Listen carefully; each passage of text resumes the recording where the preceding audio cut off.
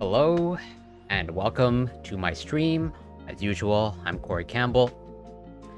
It's been a pretty good week, an interesting week so far. Especially it's been interesting the past couple hours, because I just finished, or pretty much just finished, being on a panel. Although I didn't stream it. As I mentioned in my Discord, I was on one of Wix panels about CRT, and diversity, equity, and inclusion, and how it's taught, or particularly how it's taught in schools, etc., etc. And it was definitely an interesting panel, to say the least.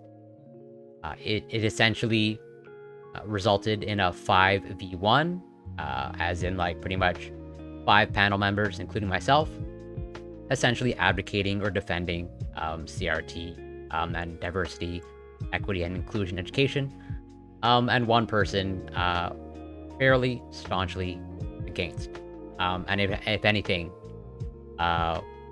borderline, or pretty suspect of being racist, based off of the things that they said. And I would encourage anyone to check out that panel. I should give a shout out to Wick, because they're often very kind in inviting me on their panels, which, as sometimes they can be frustrating, and not overly productive, but every once in a while they are enjoyable and productive. This one I think was kind of down the middle, of there were definitely moments where there was conversation occurring and an actual exchange and discourse and people engaging with points, but I think at the same time, especially kind of towards the end, well, the one panel member that was essentially being singled out, they eventually left the panel prematurely, because I think they just had enough, which I can understand. But as I mentioned on the panel itself, I myself have essentially been on a panel and been dogpiled, where it's whatever, 5v1, 6v1. I think that was essentially my first, or one of my first panel experiences, was literally going on a Prime Kai's panel, essentially defending communism against all of the other panel members. Even though I pretty much lean towards, I'm pretty much that left, but I'm not staunchly pro-communism, or communism or nothing. I'm essentially small changes, hopefully something that leans towards very left, or resembling communism, maybe explicit communism. I don't know. I'm not committed to one strict answer. But regardless, it was still an overall enjoyable panel. And it's been a good week. Apologies for the lack of content for the past few days. Oh, 1 second. Gonna lower the music.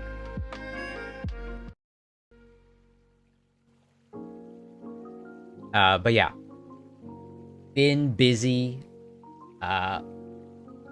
interviewing for positions. I'm now currently interviewing for multiple positions, mostly in the kind of medical scientific communication field, going to the gym, and also getting research done, etc., etc. But I'm hoping, again, always hoping to stream more, but also at the same time, the infection in my foot is still there. I'm basically waiting on this minor operation to happen, that I can get back to my normal self, because right now I really don't feel like myself with this chronic infection that is pretty much requires daily maintenance and prevents me from being as physically active as I want to be. Basically this no cardio position that I'm in, really throwing me off. But on this stream, we're going to start off with a show. Talarex, from Talarex Live, their channel. Gotta shout them out. And F-Bombs for You. I've started a show called No Coincidences, or No Q-Incidences. That is largely focused on conspiracy theories or cult-like, behavior, or how people get indoctrinated to cults and conspiracy theories. And it's overall great content. And I'm going to be on their show. It's pretty much a collaborative effort between Talarex Live and another streamer, F-Bombs for You, which I'm also going to shout them out. 1 second.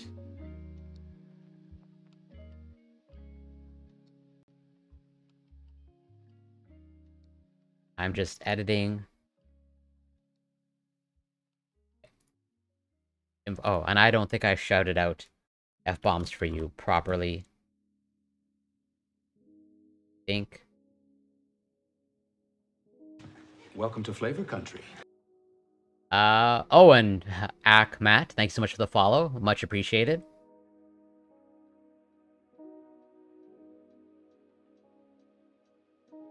Oh, 1 second. But yeah, should be a good show. I think it's mostly just, casual hangout, as we chat sort of conspiracy theories, and cult-like behavior. I think on today's stream, I can't remember exactly what they're covering. Oh, right, yeah. Why do evangelicals fall for conspiracies?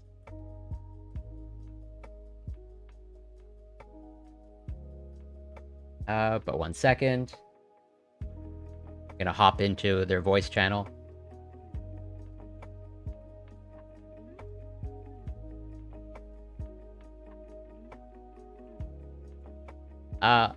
Oh, and Debacle. Welcome. Actually,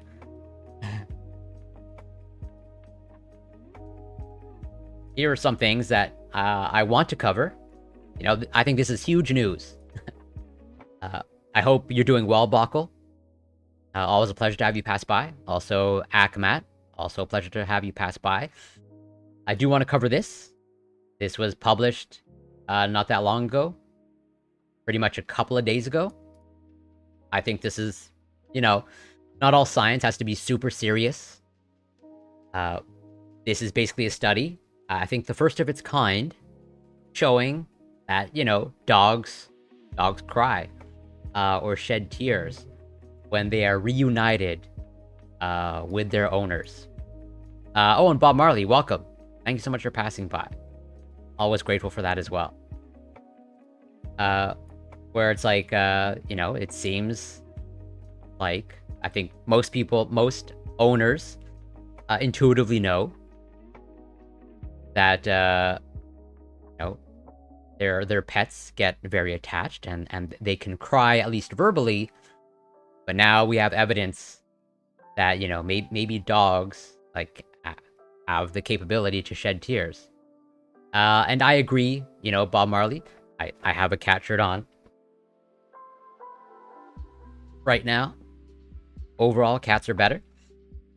But I still love dogs. Still fond of dogs. Oh, no. You have to either donate or sub a lot to get feet pictures. And what do I think of Turkmenistan and its political state? I will plead ignorance. I am not familiar with the politics of Turkmenistan, or Turkmenistan. I'm not even sure. 1 second.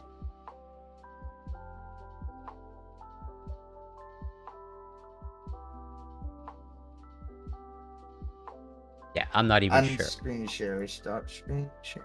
Oh, the show is starting. Wonderful transition. I agree. Cats are more relatable. Welcome, everybody. How you doing today?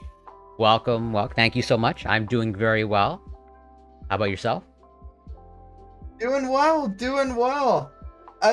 Should we start off with some introductions? It's up to you. Yes. It's your show.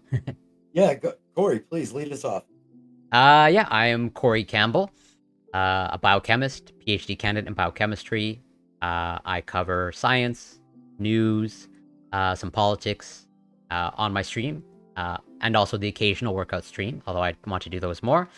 You can find me on Twitch, twitch.tv Corey Campbell 84, and on Twitter and Instagram, literally, it's Corey Campbell. Pleasure to be here. I'm excited. Oh, thank you. And somebody's up there. Fantabulous. I am somebody online here on Twitch and on YouTube. On Twitter, I am some dummy online because that's where I tend to say my dumber things. I tend to approach conversations trying to preach a concept of radical anti-centrism, reminding everybody that at the end of the day, it doesn't matter what your base fundamentals are, as long as you're well-founded in your beliefs and not willing to compromise with anyone, you'll always be right.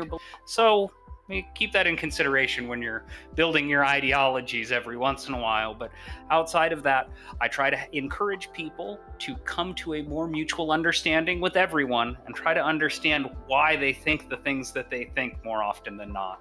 But I do that, and I host panels and a variety of other things. We do interviews and all sorts of stuff on my channel. Excellent.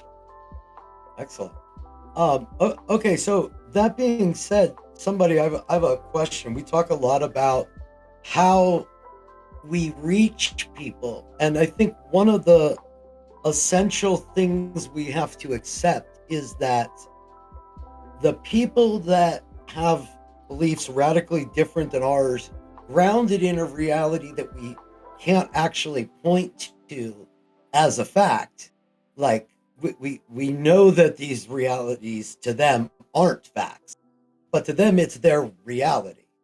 How do we bridge the gap between people that exist in a fact-based world and people that are so far away from that fact base that they're not the same language or world?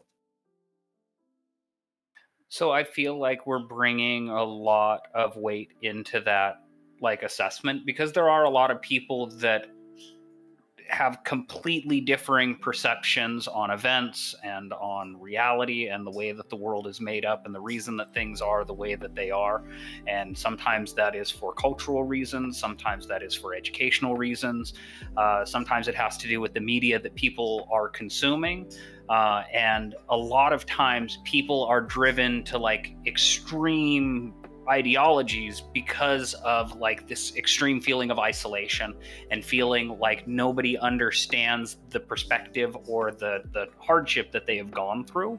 And Right. So I personally have found that there is no single answer for every different type of person out there, but I do find that it's kind of you get more flies with honey than you do with vinegar standpoint. Right. You have to give these people kind of a platform to express themselves, make them feel heard, and then sort of support them and then encourage them to support other people in the same way, and thereby kind of encouraging them to move further to the left through action first and then ideology second. Interesting. I have a take on that, but before mine, Corey, what are your thoughts? Yeah, this is a great question. And first, actually, thank you so much for inviting me. I super appreciate it. And also, I always love interacting with Tyler. I think this is my first time in person on a show with you. F-bombs. So I can't thank either of you enough. And I think what you're doing, well, I always think that what Tylerx is doing is great because they have some great content. I think this is just really going also in just a great direction. Thank you. But I echo many of the same things that somebody said. It really, as a scientist, I have to recognize that it's not just a matter of like a court case, just presenting the evidence and then people's minds will be changed. I think it's pretty clear that we as humans, we're emotional creatures. I think inherently we are kind of like irrational creatures, and that you really have to appeal to emotion, or at some point you have to appeal to emotion. And this is something that I really am trying to formulate some sort of answer to, because I do want to combat misinformation, and I do want to because we have real problems in the world that we have to address, and if we can't even get people to accept that whatever that we're living in this reality that like you can track like with data. I think if you watch, well, I'm sure Tyler knows in terms of like one of my key issues that I tend to cover is like, you know, the corporal punishment of children and the hitting of children, and like you know, I bring all the evidence, but it falls on deaf ears, and I really don't know how to at that, other than like it seems like you have to connect with someone, and then from there chip away. I think somebody, and I basically agree. I think maybe our outlook at what we're doing in that conversation is slightly different. I think what I'm doing when I talk to folks that I feel live in a world that doesn't actually exist, I think a lot of times they believe something without exactly knowing why. And I think you basically said that. But I also think they don't have introspection to look at why they believe something, which is what I'm trying to provide for them when I talk to them. Like, I am trying to be empathetically curious as if I was their introspective voice without them knowing, hey, I'm trying to get you to be introspective. Is that basically what you're saying, or is the motivation slightly different? So, I mean, that sounds very similar to like a lot of my motivations. I don't know if you're familiar at all with the Street Epistemology organization or movement, like on YouTube and online here on Discord. Those exact same. No, I don't.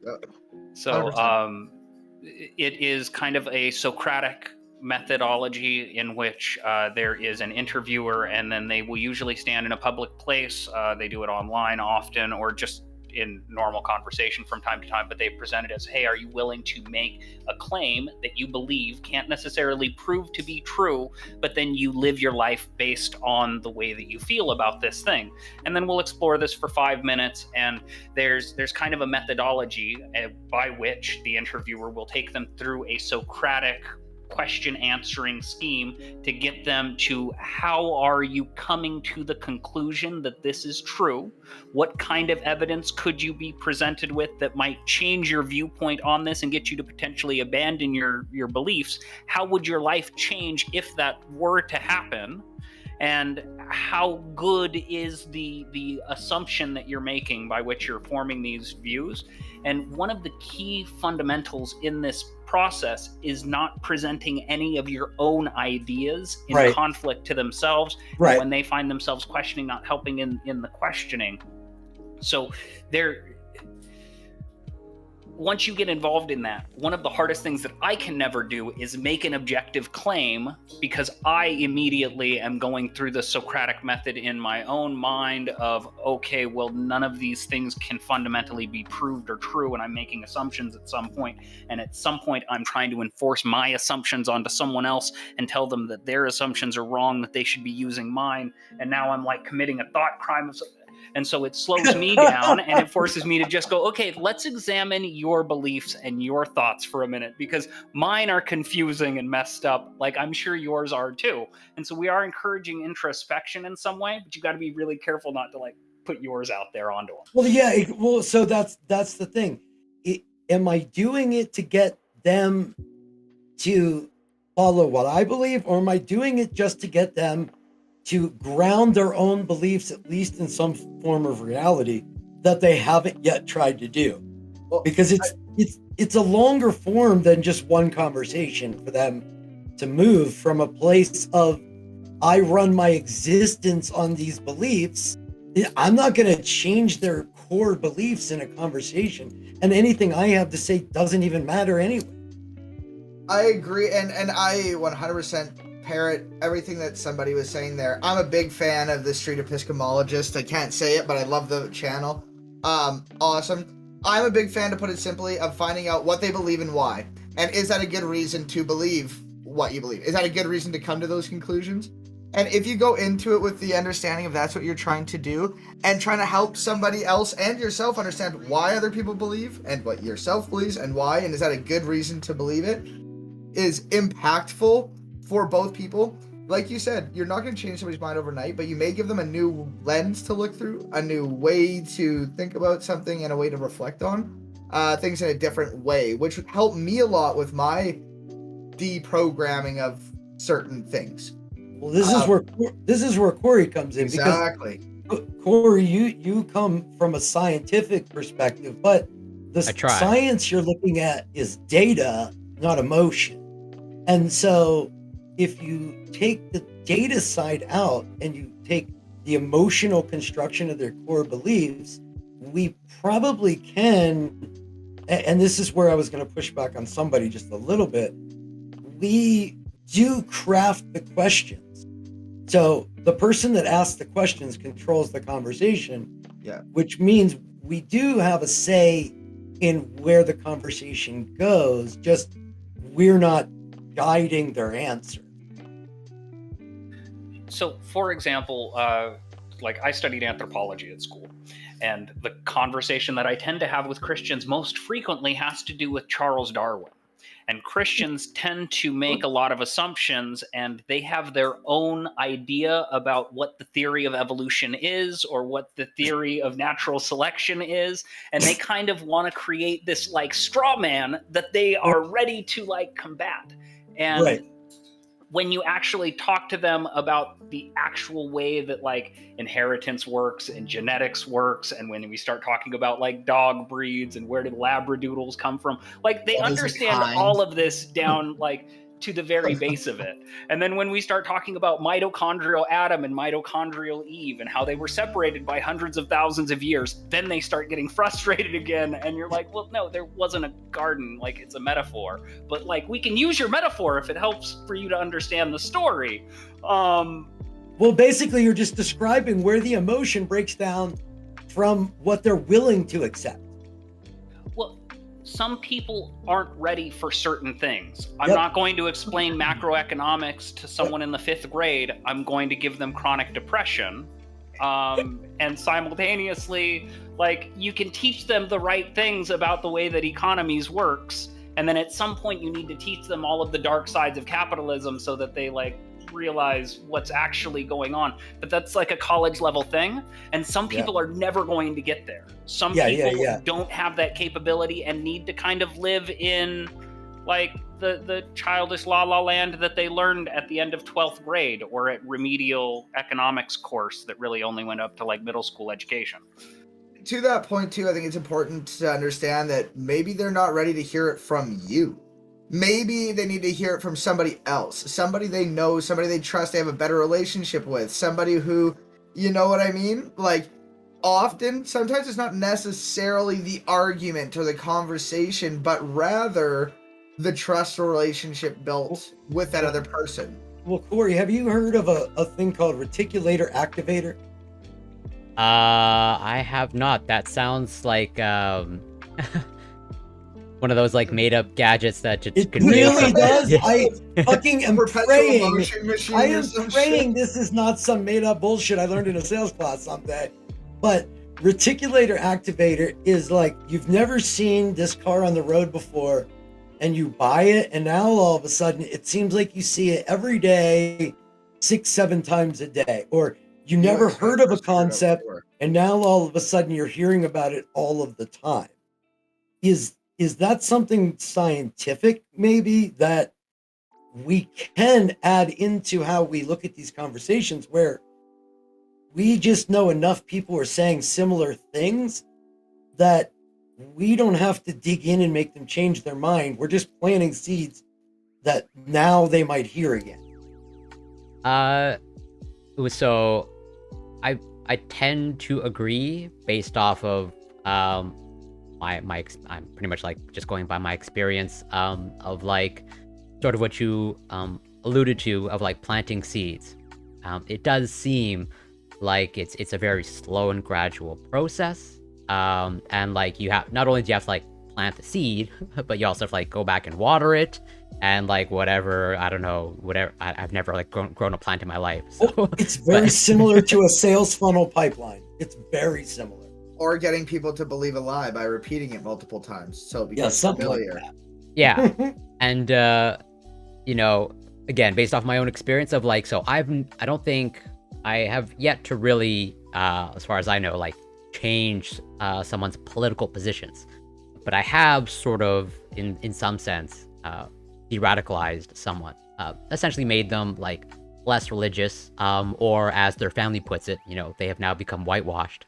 And so because they're expressing autonomy, and like, oh, my family doesn't have complete dominion over my life, and I'm not just a puppet on a string type of whitewashed. And it's like that was like a very slow, gradual process, like over years of like, hey, what they're doing to you is kind of toxic. And they're like, no, what are you talking about? Family above all, number one. And then like it's just slowly chipping over time. Have any of you guys believed in any like super, what would be considered by normal society as like radical beliefs? Was there anything that you had personally that was seen as like way out there that you had to kind of go through that process of like over time? I was liberal once. Relearning. Oh my god! That was good. The crazy son of a bitch did it. That was Oh No, I've actually had a variety of different beliefs, and I like to think that all of my thoughts are relatively fluid. There have been a lot of assumptions that I've made over time, and then have had to shift and adjust as I've gained more information and learned new things. And I think that that's actually an extremely important ability, is the ability to question, or to potentially be able to walk away from even the most ridiculous things. I like to tell people all the time that if there was someone that could prove to me that all of the things the Christian people are actually saying is true, I'd become a Christian tomorrow. But there isn't that thing that shows me, oh yeah, there it is. That's it. You're right. Okay, you've been right the whole time. My bad.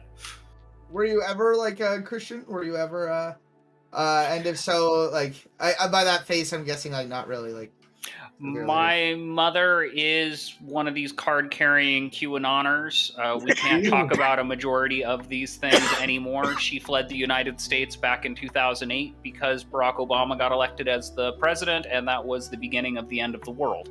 Wow. We've been living in Revelations for, it's 10 years at this point. Any day now. So Any day would now. she be like a evangelical Christian, or more of like a Jehovah's Witness with like the world ending shit, or just more like a Christian? Do you know? That's so I don't like to like put particular labels on to other people's beliefs. And when I talk about Christianity as a whole in the United States, there's this crazy phenomenon that is like the American neo-Christian movement that like is this non-denominational thing, but is also hyper-Puritan. Like they need a pope, but the pope is Donald Trump. And like there's a weird thing that's going on in the United States. She's that kind of Christian, and she's been that kind of Christian since Ronald Reagan created the religion. The Copeland style. Yeah. Really good book. Jesus and John Wayne kind of talks about the growing of that, and that's kind of the vibe I'm getting, is that sect of Christian nationalists. But just that blank American Christian that doesn't go to church Christian. But I know what Christmas is about. But personally contains objective morality. Oh yeah. So yeah, there is that objective morality aspect of it, and again, there's kind of this collective right-wing Christian. I don't like talking about that particular religion too much. And again, when I talk about anthropology, and when I start talking about the right-wing Christian thing that is occurring, I need to talk about scientism and the things that appear to be occurring on the left as far as the crazy belief patterns that people are going down that way also, where there seems to be this like, okay, what is the further, okay, here is this new piece of information. Let me try to expand this times 100% to the point that it no longer has the same scientific validity. It's this thing that pop science keeps doing, where people are like, why don't we have the cure for cancer yet? I read an article 10 years ago where scientists discovered the cure for cancer. And then I read another article that said scientists discovered the cure for cancer. And then I read another article. So how come we're still worried about cancer? And it does happen everywhere. People just tend to believe things and then think that they understand the thing and then quit actually processing new information rationally. And For sure. well, sort of what you brought Right, up, right. that might be a separate issue, but you alluding to, you know, multiple articles about curing cancer. And here is where I think, I don't know if there's any overlap with misinformation, but here is where it's like, you know, scientific communication in its current state is like just so bad. Maybe journalism in and of itself is also in a really bad state. Because like as someone you know, who's in the physical sciences, and who, you know, reads a lot of biological research, but you know, when you see sort of like original scientific article and then like, you know, headline in mainstream media news outlet, it's just like such a loose connection, and it's really frustrating, and I don't know how to address that, just because like most scientists like don't want to write, you know, those types of articles that you see in the news. And I think it's only just gotten worse over time, especially now. I think people are leaning more towards just like reading a headline, and like, well, okay, so you're hitting on it right there. Is your thing. I come from the sign business. Is the last thing I did. Okay, and if there's one thing we have to know, it's how to send a message to the people that are going to read it. And the way I see politics today is if you can't read it at 20 miles an hour on a yard sign, it's not going to move people. But we here on the left feel like we are above that sloganeering type. Yeah. But we need to embrace. When we do, it's bad. I will tell forever, over and over, the story of we need a respect the police law. You know, where they no longer have to chase dogs. They no longer have to direct traffic. They don't have to answer social problems or health problems or psychological problems. You know, respect them and get them back to dealing with the communities like a good patriotic cop would. Respect our police. So at least we can like bullshit our way into what we want without having to be like, no, what we mean by defund the police is that we want to take money away from this organization. It doesn't fit on a road sign. Yeah, no. And it does seem Fuck the police does, like, though. well, yeah. Yeah, I get you. But that's the thing, like, I know what Taller means. Just as, you know, like, I know, at least in the circles that I run, like, I know what ACAB means, but I, like, that's just, like, poor branding. Like, we are not literally saying, we're not, like, literally, you know, saying those words. Yeah. There's, like, a sentiment. Well, some are. Yeah, some are. That's why it's bad branding. Because I can't get behind ACAB unless we're talking about the systemic police that we have, as opposed to, look, if I have a problem and I'm like in threat, you better believe I have a number I'm dialing and it's 911. So we can hate all police as a mentality, but like in practicality, I don't think it's an accurate statement at bare minimum for me, because I will accept their help if I need it. Yeah, as well, I think at least this is how I understand the messaging of like, this is a systemic issue that needs like radical reform, but that doesn't mean like we want anarchy. Well, maybe some people do want anarchy in the streets, but they don't want chaos in the streets. I think is maybe a better way to put it. Except for maybe Jordan Peterson, he might want chaos, but you got some thoughts there, somebody I can see brewing around. Police reform is something that I get relatively passionate about. I'm really into the First Amendment auditing scene. I'm trying not to go off onto a police debate here. I was hoping we'd go off this, but yeah, say your thing, please. I'll try to keep it to a minimum. It's your show. I'm into police reform, generally speaking. I think that there's kind of an issue with a lot of law enforcement that they feel like it is their job to be the authority figure in any situation.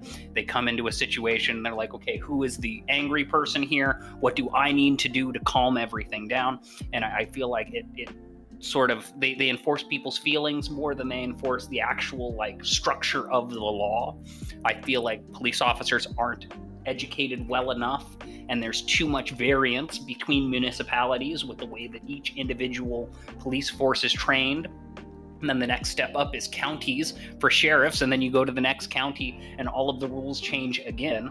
So there is so much variance within law enforcement. There is no universal standard that everybody's being held to. There is no universal training method. There's kind of this like theory of, well, we'll just spend more money on programs and on products as far as like weapons and armor and vehicles and things like that, and this is going to solve our problem, when there's more to it necessarily.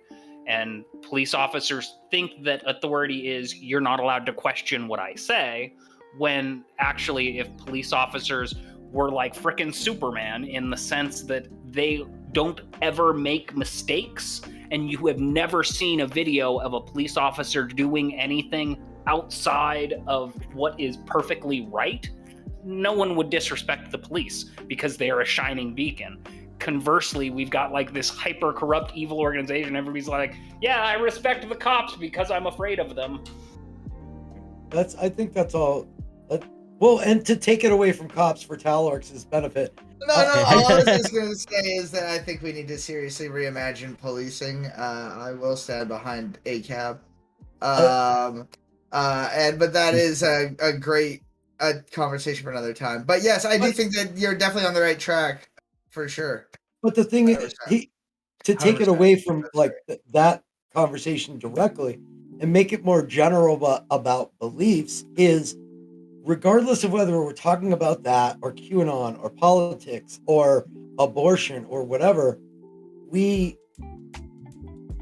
two rules I remember in sales, like that are most important to me, and I taught sales to people that train salespeople. Like I taught training to people that train salespeople.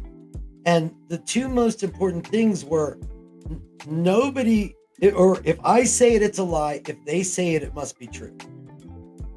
And so yeah, the customer's never wrong. Well, it doesn't matter what I have to say to them, because it's probably going to be a way to manipulate.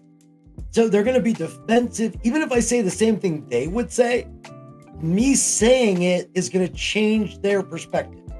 So if they say it, it's true. If I say it, it's a lie.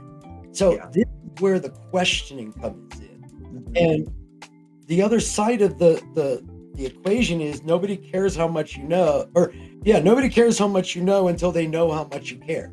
And so asking the questions and finding out where they are and who they are and what their belief is that showing them I care, so that when I ask them tougher questions, it's a trust factor that they can kind of, okay, this guy's not trying to take advantage of me. He's listened to me for the last half hour without being a dick like everybody else has. And we've all seen this in our chat. Somebody comes in with some sort of where's Ray Epps, and when we're like, oh, okay, well, welcome in. Nice to see you. And like, if we don't be a dick after a while, they're like, wait, I can actually talk in here.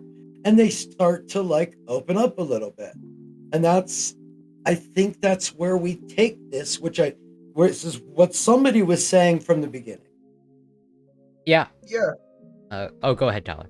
Oh, no, I'll be 30 milliseconds. I was just going to say, I agree. I think there is a line, and every person can handle with different things in their chats differently. What one person's able to handle or put up with is not necessarily should be the same as everyone's to an extent. Sure. But yeah, sorry, Corey. That's just what I wanted to add. You were correct, but like, for sure, I just want to add a little asterisk. As in, I think there's a needle to thread there. As in, like, I agree with you, F-bombs, at least, like, when it comes to engaging with people that you disagree with, and in the hopes of hopefully changing hearts and minds. Like, you have to, at least as far as I could tell, you have to create space for the other person to, like, speak and feel like they are heard and hopefully understood. And then from there, hopefully, again, you engage in that small kind of, like, chipping away process. And also, to clarify, to let you finish, but to clarify, I'm not the one changing hearts and minds. They are going to change their hearts and minds through the introspection I'm helping them have. Yeah.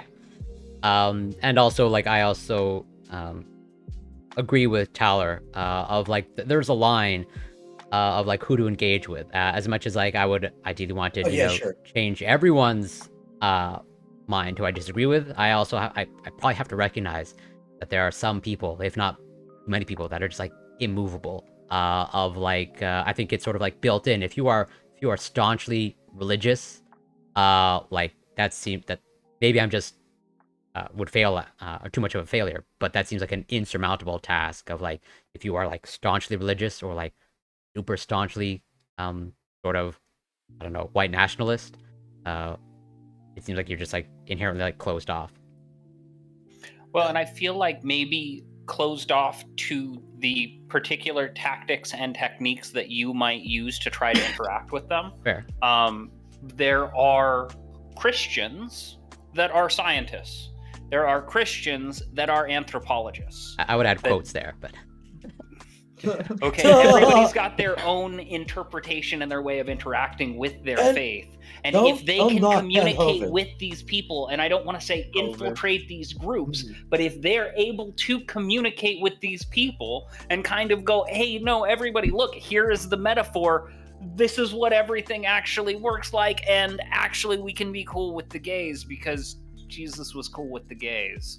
And then all of a sudden they're cool with the gays and we have a good result. They can keep their religion and lose their homophobia. Fingers crossed.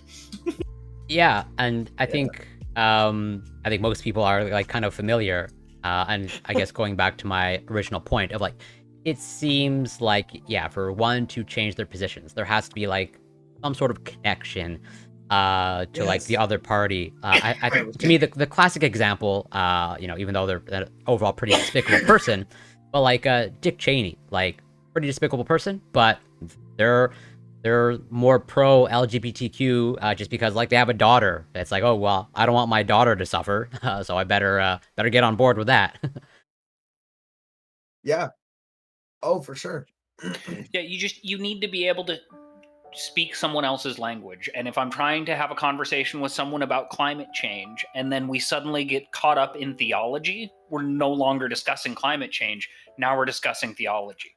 So if I can get someone in that can bypass like the side tangent about theology and be like, oh yeah, Jesus, cool. Yeah, whatever you're saying about yeah, great. But look at the ozone layer real quick. Can we quit using the hairspray? You're basically saying, can you stay directed in the line of questioning to make like you? And here's kind of, I guess, why that's important, because some people do it intentionally, right? Where you ask them a question, they don't want to answer it, so they intentionally take it a different direction. Other people, and this is like hard for me to admit that it's legitimate, that this, because I know I do it, but my uncle was the victim of a romance scam. And when you would try to get him to say, I've never met her in person, his brain would not allow it. It was like a 404 error. Literally, it wasn't he wanted to. He literally has a break there where the logic comes to the fucking T intersection where he's got to be like, yeah, I've never met her and I'm just giving her thousands and thousands of dollars. But his brain just says, well, but we did text. And I think for us to be able to recognize the difference between the involuntary diversion and the voluntary, because if they're doing it on purpose, we have to bring them back. If it's involuntary, bringing them back isn't going to do us any good.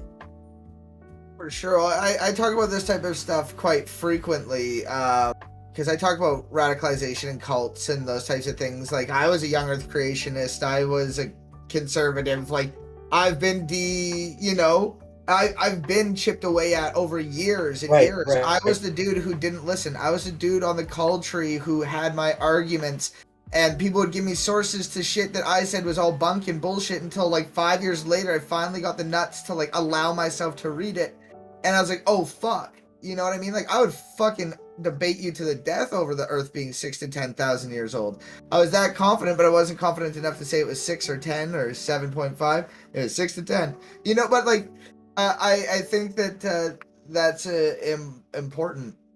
Those chipping away at those foundations, as you're talking about before, and it does just require those conversations, and having somebody you trust, as we said before, give you that information when you're ready. You have to be fucking ready to receive that information.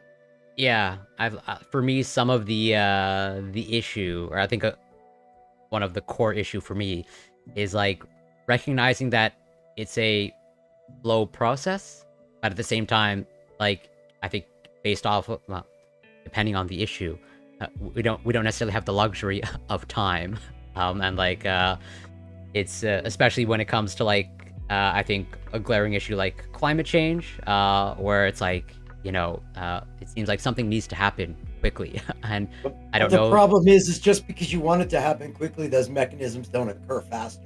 No, The mechanisms that make the change exist how they exist. We've got to go through the process of the mechanisms that make the change. yeah, I'm just like It does to The me. clock is ticking. Like, let's fucking Correct. go. We don't have time to wait for, you know, the people at the back who aren't listening. Like, you know, like we can talk to them about, you know, stop tapping your pencils on the desk. You know, we can, you know, have the conversation. But sometimes you just need to grab the pencils and say, Talworks, stop fucking playing drums on the desk in the back of the class and listen. yeah, like That my happened to me a lot. Sorry, I harnessed that. Oh, deep no, that's emotion. okay. I was the guy in the back not Yeah, listening. That was less than hypothetical, obviously. like one of my core concerns is like, you know, and there's climate research showing that when it comes to, you know, changing people's minds about climate change, if they're one of the victims of an extreme weather event, then like, you know, the flag goes up in the brain of like, oh, maybe there is something to this climate change thing. My concern is like, you know, it's only until like there's enough people or like enough homes and people displaced that then people like pretty much until the body count gets high enough, like there's not going to be enough people paying attention or like being swayed. And this is what I mean is when there's a mass shooting at a school, what happens? Within a week, the NRA comes in. We don't have an NRA. We need that's what we need to be. We need to be able to go to those areas with coordinated infrastructure, which is what we're talking about with Q, which is what we're talking about with Pizzagate, which is what we're talking about with Cambridge Analytica, all and with VizSense and Colt Ventures and all of these companies. They have the infrastructure to do what we don't, which is when there is a mass weather event, can we flood that area with information to people that are now susceptible to hearing it? But we don't coordinate like that. And to everyone. And that's very important. And I think this all touches on, like, for me, like when I was losing my faith, like there were little things that poked in the foundation, but they were what I call radicalizing moments. Certain things that really just shifted my thinking. It didn't have to necessarily be something super gnarly, but maybe it was just like something at a point in time that somebody said, or an event that happened, or something like that. And having those radicalizing moments, whatever they may be, or de-radicalizing in a sense, you know what I mean? Like it was radicalizing and that it shifted my complete mentality very quickly. Is important to those big changes that generally take a long time. And things like the NRA are stopping what could be radicalizing moments for severe change and neutralizing it, or at least dimming it down to a point where it's inefficient. And you're exactly right in needing to target and express those moments and be like, hey, please, like, do something about X, Y, or Z, but also trying to create those moments, not in like, I don't mean like you have to do like radical shit, but I'm just saying like moments where people can get access to information, where people can hear this information in a way that might trigger something in them, something might click with them and be heard in a way, said in a way that really impacts in a positive way quickly. On it. Yeah, and I that's why I think Talorex's experience I think is super important. Because I've never been I've pretty much never been religious. or like, you know, your typical, you know, diluted down religion of we'll celebrate, you know, Christmas and whatever major holidays, but other than that, we don't really do anything. And I've always been like politically left leaning. Then I've only gotten more extreme radical left over the years.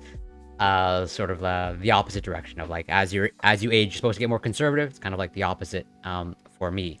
And I'm really looking to like how do you optimize sort of that transition? And I think F-bombs, I think you have a better example of like, you know, gun control and mass shootings. Like pretty much that's the talking point at this point of like how many school shootings, how many children have to die before action occurs, before people's minds actually change. You know, I would hope that like not every single family has to have a child that's a victim of gun violence before there's people on board, right? Well, that's the thing. Yeah, you would fucking hope so. Yeah. We're also greasy Canadians, Corey and I, so that needs Yeah, to true. be stated. That, like we're looking at this, like what the fuck? Like we had like a right wing fucking like takeover of like a church, and they had water guns, and they were like, We're like shoot your- these water We're guns. like and a holy zoo shit. to you. We're like a It- fucking zoo exhibit of martyrs over But here. a dude. terrifying one with a gorilla with a really rickety cage and can come over and trample us at any minute. What's up, somebody? Yes. So yeah, I want to kind of point out that all of us are on the left, and we are all looking at this like, hey, we need to radicalize people further to the left so that we can create, I don't want to say more radical change for the left to bring about the radical new era that we want to create. And we need to remember that while it is easy, or while it does happen, there are these dramatic moments where people potentially hit like an all-time low, and all of a sudden they shift their entire ideology. They change their Multiple religion. of them, and I'm not saying that it's just one. It's multiple ones that shift. That's it. Well, That's and my again, I had a similar transition, we'll call it, where we lost our religion at some point through academia and through anthropology. We've played with a lot of different philosophies and spiritualities and ideologies, and your ideology needs to be able to change radically at any point. And I feel like the thing I was saying at the beginning, you can get radicalized on any subject matter that you want, and all you have to do is like quit listening to anybody else and quit listening to any disagreements so that you can't ever compromise with anyone, and then you know you're right forever, and you know that all we have to do in order to bring about this change is if we do this one thing, then everything will be fixed forever. And I often look at things and go, okay, you're not saying anything hyper specific about your prescription to cause change, and there isn't necessarily evidence to say that this is going to bring about the change that we're hoping to enact as a result of it. And like this thing with the student loans that went on recently, I don't think that it's a bad idea, but honestly, looking at the people that are getting financial benefit from it, I think that there are better things that could have been done with the money. We'll get into it at another time. But everything is from a different perspective at a different time.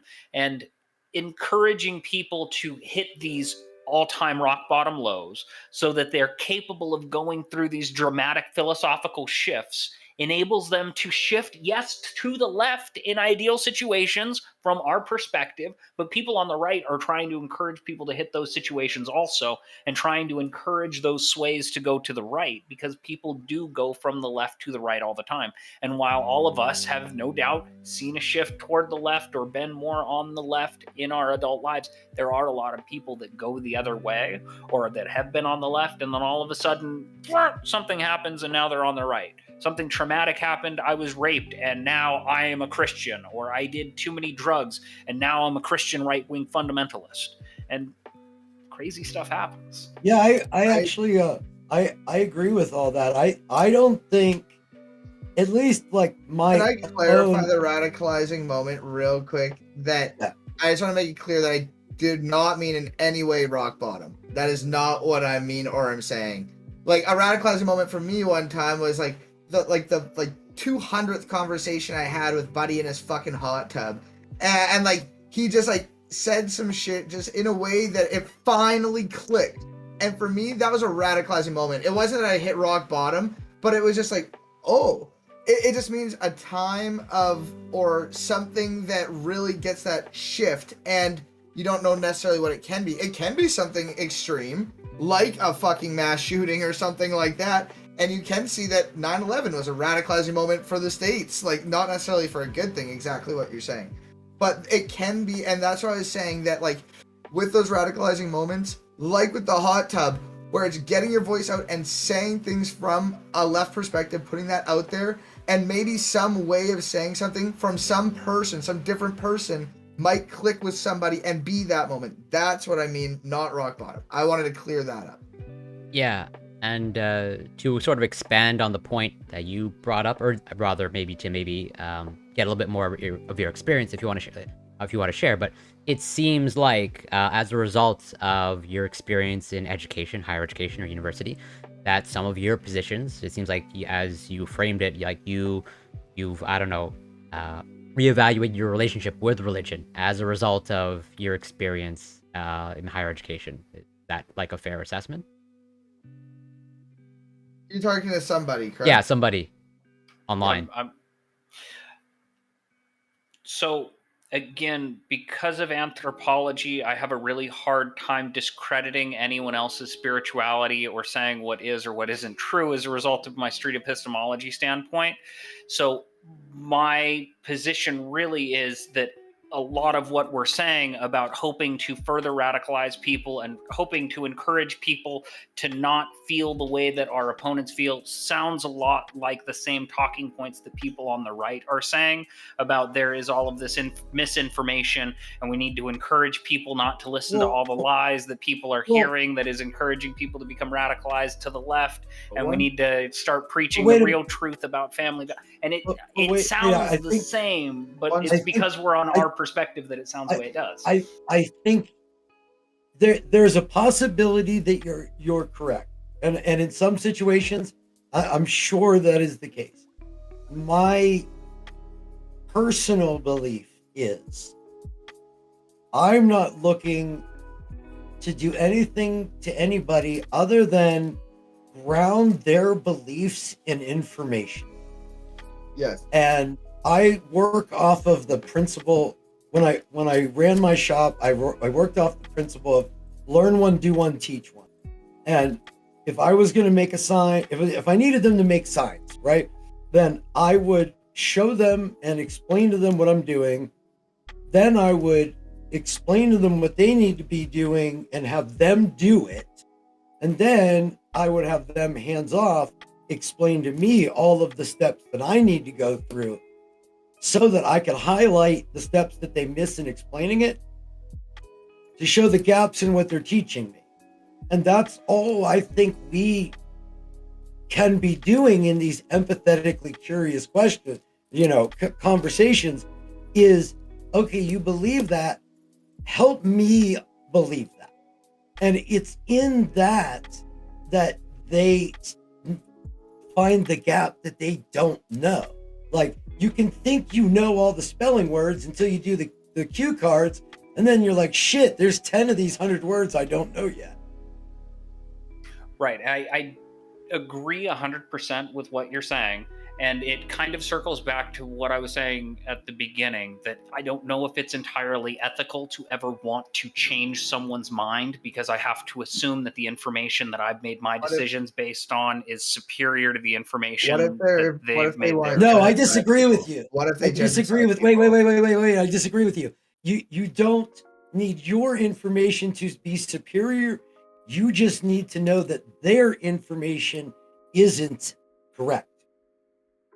So you just walk down the street with them into exploring the conversation, not here, this is my information. But your information isn't accurate. We've just discovered it's not accurate. Let's go look for the truth. And it's in that search that people do move left automatically. Well, I don't know that it's always automatically to the left. It does depend on who the other interlocutor is, who the other conversationalist is. If that person that you're discovering with is the pastor at the local church, you're probably going to be moving right on your soul-searching journey that you go on with this other person. But I do agree with you that all that I can do is try to share my perspective with someone else. They can share their perspective with me, but I can't tell them that their perspective is wrong. All I can do is say, okay, well, I see this potentially from a different angle, and these are the facets that I'm kind of examining this.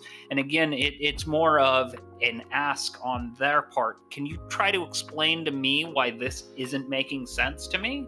Like, I have these pieces of information. Do you think that my information is wrong in some way? Can you help me to understand why I've been deceived by, you said, the devil? The devil tricked me? Can you explain this to me? I need to understand. I don't want to be fooled by the devil. Yes. And we have to get comfortable agreeing to disagree. Like, even though we see their answer as absolutely ridiculous, like, scale of 1 to 10, 72. Well, but even if it's dangerous, we can't force the change. Yeah, it's really, I'm not sure I have any firm answers here. But it seems like, again, somebody online, of like your approach, from my perspective, it's like, here's to be informed by your experience in anthropology, of like just, this is my experience, and I have to be sensitive and understanding to that other people, other cultures, other societies, it's just a different experience. Is that more or less like the perspective that you're coming from? Well, again, there is this relatively hands-off perspective when we do approach things from an anthropological standpoint. Like, when we're dealing with different cultures, it's not right for me to go in and be like, hey, you guys are worshiping backwards gods, you need to get with the times, here's an iPhone, get on the internet. Like, that's not appropriate. And simultaneously, when I'm interacting with these religious individuals, like, so kind of there is a level there to that, but simultaneously, I'm not going to get along very well with them by saying, hey, you're absolutely ridiculous. Here are the actual facts, especially if the actual facts that I'm giving them, they've gotten a bunch of prep from the people that they already respect to be like, oh no, that's all of the misinformation that they told me you were going to tell me. You're one of those people. And now immediately you're labeled as part of the conspiracy, so to speak. Yeah, I think that's where this is, I think, probably a reflection of our different sort of academic backgrounds, of like, I am not necessarily trained to like be sensitive, because like obviously I'm not interfering in anyone's culture, I'm just interfering with someone else's data, right? And just like, it's just it's just an exchange of like, your data is like bad data, my data is better. Yeah, exactly. And I have, I would suspect that sort of the discourse and conflict that occurs like at my conferences is probably different than the discourse and conflict that happens at your conferences, where it's like we really want to like hash it out, and like we have no problem saying you're wrong. Anthropological like discussions are very different, because like we will find a bunch of rocks, or we'll find a bunch of remains, and we will have a bunch of pictures, and then we will all set them down, and then we'll have a conference, and anthropologists will come from all over the world and all have extremely different perspectives on what all of this evidence means. And then we have these huge debates where we come down to, okay, so what is the thing we're actually going to say is the official narrative? Because this seems to be the largest consensus. And then there's always the guy in the back of the room going, no, it's because of Bigfoot and Australopithecus. And if you look at the size of the footprints and you compare them with these ancient fossils, and it's like, you're never going to have an actual consensus in anthropology technically, but you do get this like general consensus of what we can probably assume. Yeah, and I think overall, like that's I did not say what I said to criticize anthropology, because like no, it is just a difference of perspective, because again, when we're talking about chemistry, there is no disagreement about what is going to happen as a result of these steps occurring. Yeah, and like I said, I think it's most from what I can tell, like, I think all of science has a dark history to contend with, but also like anthropology as a discipline, as far as I know, has a very dark history to contend with, as far as I know, where it's like, it seems like there was a time where, cultural superiority like was a thing to a certain extent. And I know about the anthropology games. It's pretty wild. So anthropology has this really neat ability that we have that technically we're a relatively new science. Like the old school thing that people used to do where they were doing all the terrible stuff, that was antiquarianism. And like those guys weren't even academics. It was just people that had enough money to like put together an expedition to go like tear apart a pyramid and go look for mummies or whatever. Like Schneiderlin, you got to look into that dude. Dude was freaking Satan incarnate, not an anthropologist. That sounds like it was like that when I got here. I mean, yeah, like a lot of people don't know the reason that Napoleon invaded Egypt when he was having his Napoleonic Wars was because he was trying to raid the pyramids, and he took a bunch of artifacts back to France. And that was kind of the beginning of archaeology, but it wasn't called archaeology yet. It was Egyptology. And like, it was kind of related to the occult. And over the last 300 years, science has turned into like an actual practice, kind of. Yeah, that's fair. This is awesome. This is awesome. And again, like, I think all of science has a dark history to contend with that I think we're still like contending with. And like, you know, I was sort of having this conversation with Wick of like, you know, there was a time where like science came before ethics. And I think now I'm hoping we're moving in the direction that, you know, ethics. Yeah, and then there was comes before science. Before that, there was a time where hierarchy came before science. You know, I'm pretty sure Copernicus would have something to say about that. Like, well, and there's people pushing to have that today, to replace science. You know, like what my school literally taught young Earth creationism as school, and there's still a push today to teach the controversy, you know, and to push back against science, and that is unfortunate. Well, and to kind of like wrap up the hour is, I think that's what we're all really trying to do here. Is in our own little way, we have a corner of the internet universe, and we're building, in some sense, the information we'd like to get out that we find important in the way we want to do it. And I think we all pretty much have a similar objective in that matter. It's just unlike what we've discovered with Q. We don't have the magnifiers to help us. We don't have the organizations to juice algorithms for us. We don't have media to argue if we get canceled to help us out. Like, we don't have the infrastructure behind that. And I think the only way that changes is that we build it.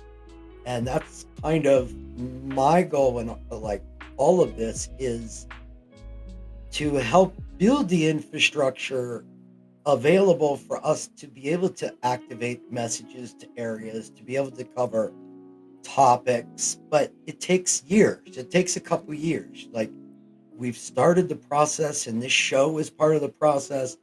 The all of what we're doing is to try to not only build awareness, but to build a community and a network where this can be amplified beyond all of us doing our individual lifting. Yeah, well, pretty much like mobilizing, and like sort of banding together, which that's why like I'm totally on board with this project, and like I know what Tyler's ultimate goals are, that pretty much align with mine, and so it's like that's why it's like I think it's really good to engage with people, but I also understand like not everyone can engage with the people that they disagree with, and I totally attempt to understand and respect that. As in, like, you know, I have no problem, and in fact, I overall like enjoy engaging with, you know, someone. Let's say, for example, Wick. Like, I'm grateful that they invite me on their panels. I'm grateful that, you know, I can engage with them. I can have a conversation, but I also understand that there are some on the left with me that they don't want to engage with that, and I can respect that. Whether I'm still on the fence whether or not that's a good thing or not. I just take it as is. I think we can try to do one thing, and that's, if we're gonna have conversations to be curious about stuff, I think we should try to balance out the victims and the oppressors that we talk to. I think if we're gonna talk to somebody that has, like, say, far right views, and maybe we bring on like a Holocaust survivor after that, and let's be empathetically curious to the victims of the problems, not just the people that are claiming to have the problem. You know what I mean? Like, we Just tend, the Holocaust survivor would be. I mean, we tend to want to focus on, we have to talk to certain people so that we can expose their bad ideas. Well, you can expose their bad ideas by talking to the victim of their bad ideas also. Yeah, I can see that as like a creative way of engaging with that. And again, I think they're all, something I'm sort of grappling with, of like the type of people to engage with. Like, I think some people are kind of immovable. That, like, it's pretty much like you're talking to a wall. I don't know exactly where that line is, but I think those people do exist.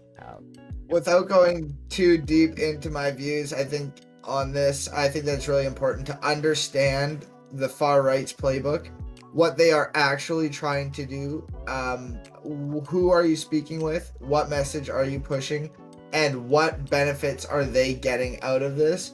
And if there are benefits to spreading, and they could be spreading dangerous ideas or dangerous things, you should limit that to 0 if possible. But public versus private conversations, I feel, are very different. I agree. So that's a whole other good point. conversation that I'm not going to get into. Private conversations, very different than having a platform. Well, okay, because I do gotta run, but before I do, will you guys remind everybody how they can find you and all the fun stuff? Perfect. Yeah, I'll go first then. I'm somebody online here on Twitch and also on YouTube. On Twitter, I am some dummy online. Come by and say hi anytime you feel like it. We do interesting conversations about difficult subjects all the time. Corey. Nice, good stuff. Yeah, I am Corey Campbell. First of all, thank you so much. Super grateful to be here. You can find me on Twitch, Corey Campbell, twitch.tv, Corey Campbell 84. Twitter and Instagram, literally it's Corey Campbell. I'm a PhD candidate in biochemistry. I do science, news, cover research, and the occasional workout stream on my channel. Thanks again. Fucking nerds! Oh, okay. Sorry. No, Nerds. Fantastic. All right. No, Spread the good word. I'm F-bombs Nerd for is you. a good word. Sorry. F-bombs for you. The number 4, the word you. F-bomb stands for facts based on my brain. Fun little way to remind us that we can use the word fact to describe opinion, because that's the world we live in right now. I'm Talworks Live. I talk about culture, religion, high control groups, how that bleeds into politics. That's what I like to do. I like to talk about. And like F-bomb says, the post-truth world, post-facts is pre-fascism. Let's push back. Awesome. Hey guys, thank you so much. This was wonderful. I really appreciate it. Yeah, it was great. Again, can't thank you enough. Take care, everyone. Always a pleasure. See you guys.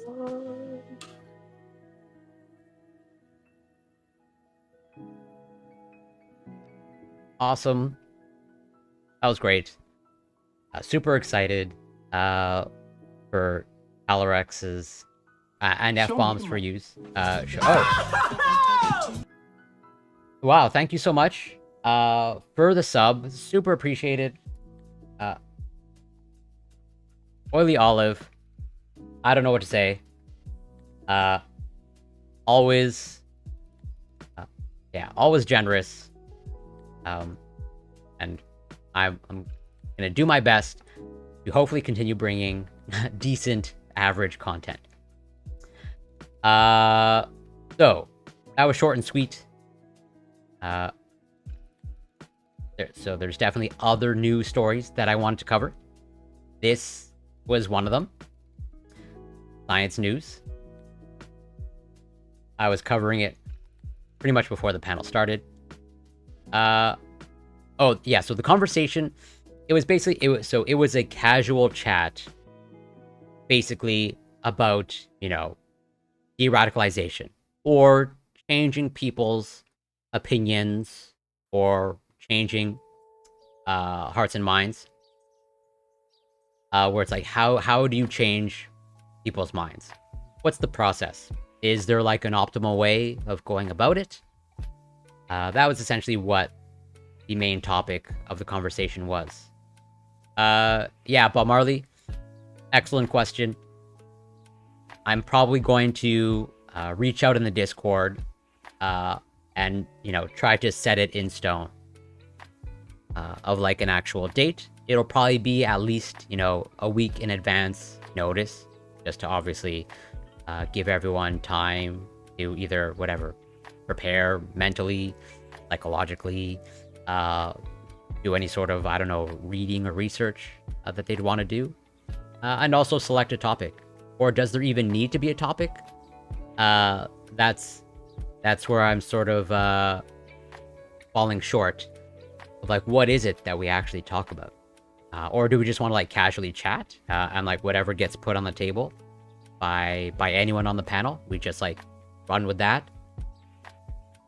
I'm totally open, and I probably need to, you know, engage in the Discord to really see if there's any specific topics that one wants to talk about. Or do we just like, is this just like a get together and we're just kind of like spitballing and having a casual chat? Pretty much like exactly what happened now, where they reached out to me saying, do you want to be part of this show? And I said yes, knowing that as far as I could tell, there was no specific topic. It was just like, we're just gonna casually chat. I know what the theme of the show is, because, you know, Alarex, you know, good streamer friend of mine. So, like, I tend to know the type of conversations that they want to have. And so I was confident that, at the very least, I could provide some sort of meaningful exchange on their show. But I don't know how, like, a completely open panel would go, or a completely open discussion, right? Because I would want it to at least, you know, be both productive and hopefully entertaining to anyone tuning in. Mostly peaceful conversation is the best way to change mine. No hidden motive. Left-right focus on changing my beliefs doesn't work. Yeah, that's... I think this was basically the consensus on the discussion that I just had, where it's like, try to remove yourself from the conversation. Try to understand the other person's perspective. Give them space to talk and hopefully be understood and heard. And that, like, yeah, it should not be about, you know, attacking the other person per se, or attacking their idea. I don't really know what it is. It wasn't my... Yeah, I'm probably going to... Again, I'm going to reach out in the Discord and see, because there does appear to be some interest in having some sort of chat. Whether it's on a specific topic or not, I don't know. Remains to be seen. But I will definitely, like, try my best to plan that. And set it in stone. Because they just want me to be one of them and don't care what's best for me. Yeah, that's...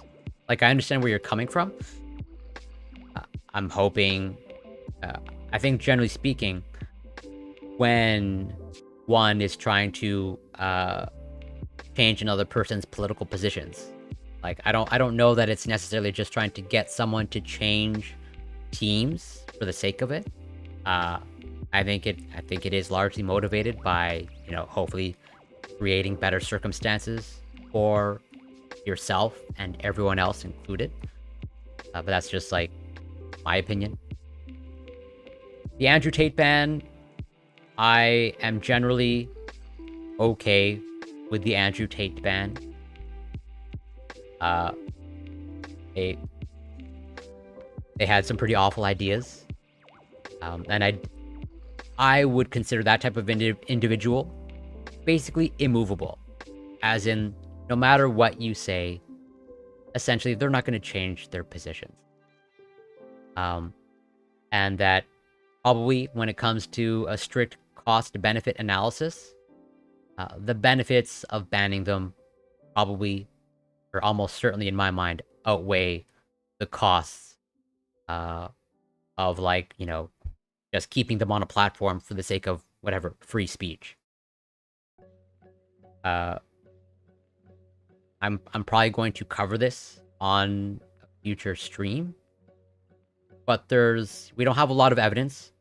There's not a lot of good science behind it, but it does seem like there's some evidence pointing to there is some positive effects of deplatforming, or there is something to be said, depending on the situation, about deplatforming, where it's like, you know, an idea can be so bad or so potentially dangerous or toxic that it would be a net benefit to, like, ensure that that belief or idea has no outlet in society. It wasn't really his beliefs. He does it for well, I understand he does it for clout, but he is expressing these crazy beliefs because they want clout, but it doesn't change the fact that he is spreading, like, awful, despicable beliefs. So yeah, just to cover this is a fairly short scientific article. You know, it's in Current Biology, pretty well-respected academic biology journal. So, in humans, ear volume increases during emotional arousal. To our knowledge, no previous studies have investigated the relationship between emotional arousal and tear volume in animals. We performed the Schirmer tear test, and measured tear volume in dogs before and after reunions with owners and familiar non-owners. Tear volume increased significantly during reunion with the owner, not with a familiar non-owner. When an oxytocin solution was applied to dogs' eyes, the tear volume also increased, suggesting that oxytocin might mediate tear secretion during owner-dog reunions. Finally, human participants rated their impressions on photos of dogs with or without artificial tears, and they assigned more positive scores to the photos with artificial tears. These results suggest that emotion-elicited tears can facilitate human-dog emotional connections. Don't think he should be banned, or if he is banned, ban feminists who also have his beliefs in a reverse way. Okay, I think I understand what you're saying here. Where it's like, yeah, there are some feminists, you know, I don't know about a lot, but maybe there are some feminists who are making the same statements or spreading the same ideas as Tate, and maybe they should be banned also. I'm not necessarily opposed to that. But the thing with Tate with his banning, yes. So I also take that point of, like, the ideas, whatever, coming from Tate, like, they were not directly coming from Tate. It seems like, you know, I'm not going to pretend like I have done an in-depth analysis of Andrew Tate content. But from what I understand and know, like, it was mostly, like, fans or other platforms that he owns. Like, you know, he happens to own, or, you know, a close associate runs another, whatever, TikTok or Instagram account. And, like, therefore his content can go there. You know, it's not coming from, like, an Andrew Tate TikTok channel, but just, like, people or fans surrounding him. But I do think that there's potentially something to be said. Again, I'm not firmly committed to this, but similar to what Twitch does, where it's like an individual on a platform is banned. Where it's like, since Destiny is banned on Twitch, then you can't consume any Destiny content on Twitch. Like, you can't even, like, watch their content. Obviously, you can't bring them on stream. I can see that as, again, something being potentially effective. But again, I don't know for sure. I'm attempting to tease out, you know, my stances or views on deplatforming. If Tate's opinion is reverse, he'd be a feminist, because everything he said is what I heard feminists say all the... well, so I would ask you what feminists you are listening to, because feminist can mean many different things, and there's not just one type of feminism. You know, ranging from, you know, first wave, second wave, third wave. There's a difference between, you know, Gloria Steinem branding of feminism and like whatever. I can't even think of any sort of modern day feminist. But either way, basically feminism is not just one singular thing. And just don't take a small grouping of feminist views as like that is the opinion of all feminists. Alright, so diving right into this paper, dogs reportedly have human-like social cognitive skills. And also on this topic, as you alluded to, Bob Marley, you know, cats are better, which I agree with. There's a nice Netflix short documentary about cats. See if I can look it up.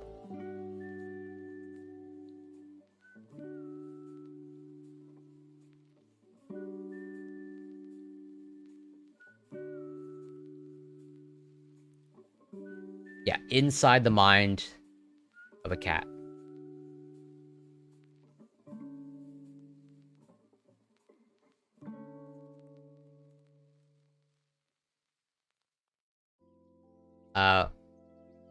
This is a pretty short documentary, about an hour, an hour and 7 minutes, basically going over, it's in the title, Inside the Mind of a Cat, where it's like, you know, the common belief is that, you know, cats are pretty much the opposite of dogs, where it's like dogs, they very much love human contact, or your typical dog that, you know, has been socialized in a particular way, in a healthy way. They generally love humans, or at least interacting with their owners. And that, you know, dogs basically kind of like admire humans, where it's like dogs are easily trainable. And, you know, they'll basically do anything to please their owners, as opposed to cats. They're, you know, they're independent, and like, you know, it might be almost impossible or exceptionally difficult to train cats, where it's like, you know, the notion is that, you know, cats are independent and they just like shun, you know, humans, or like if you can say they care about anyone, it's mostly about their owners, and that, you know, cats are not these social creatures, they're just like these loners. And in this documentary, they pretty much, I would say, even though like I think I've known this all along, cats are social creatures. They do like humans.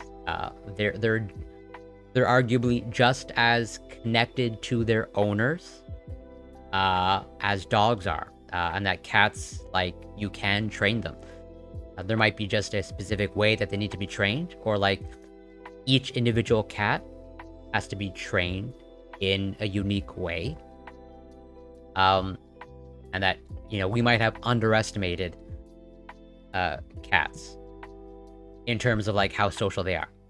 They may be just as social as dogs, but they just show it in a very different way. Yes, unfortunately I have seen that documentary on Netflix, because that individual in that documentary is basically local to me. They were essentially a Quebecer, if you remember correctly. I don't know, not all MRAs and feminists are crazy, but just talking about the extremists. Yeah, that's fair. Again, there are extremists in any movements. Most dogs I know just like barking a lot and smell disgusting. Well, you know, as much as I'm a cat person, Like, I don't want to demonize dogs either. I know that you're not doing that. But I also love dogs. I just love cats more. That's all. It's sort of like, you know, when it comes to preference, dogs and cats, it's like 60-40. 60% in favor of cats, 40%. The rest is dogs. Oh, and Louis13, welcome. Thanks so much for passing by.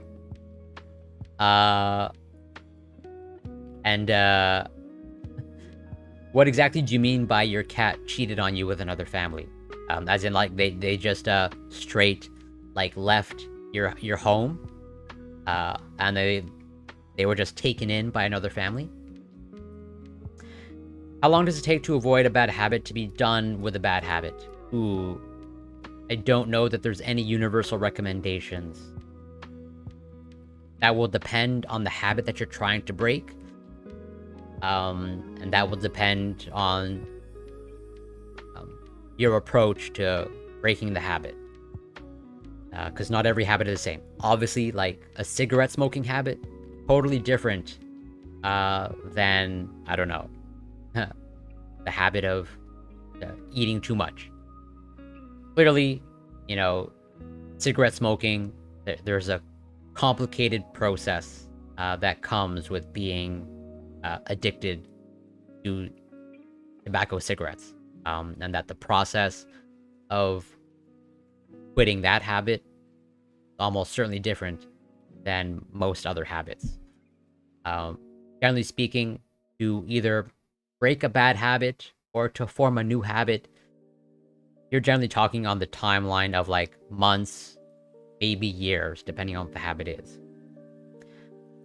A hater of dogs, demonizing, fair enough. I'm curious as to where that comes from. If you had some sort of bad experiences with dogs, and like there's absolutely like no breed of dog that would appeal to you. Nail biting. Ooh, so nail biting is tricky. Like if it's just like a casual, well, if it's not a full-blown compulsion, because some people are compulsively driven to bite their nails, it might be just something as simple as like, you know, you need to start painting your nails with nail polish, or like, you know, wearing gloves for prolonged periods of time to ensure that you don't bite your nails. Because some people bite their nails out of anxiety or nervousness. And the only way to, or at least, you know, the more effective way of addressing nail biting would be to address the anxiety or the nervousness. As opposed to like some people just like bite their nails out of boredom. And so in that context, it's a matter of like occupying yourself or like distracting yourself. Or if you catch yourself biting your nails, then, you know, you need to start doing some other activity so that you're not bored biting your nails.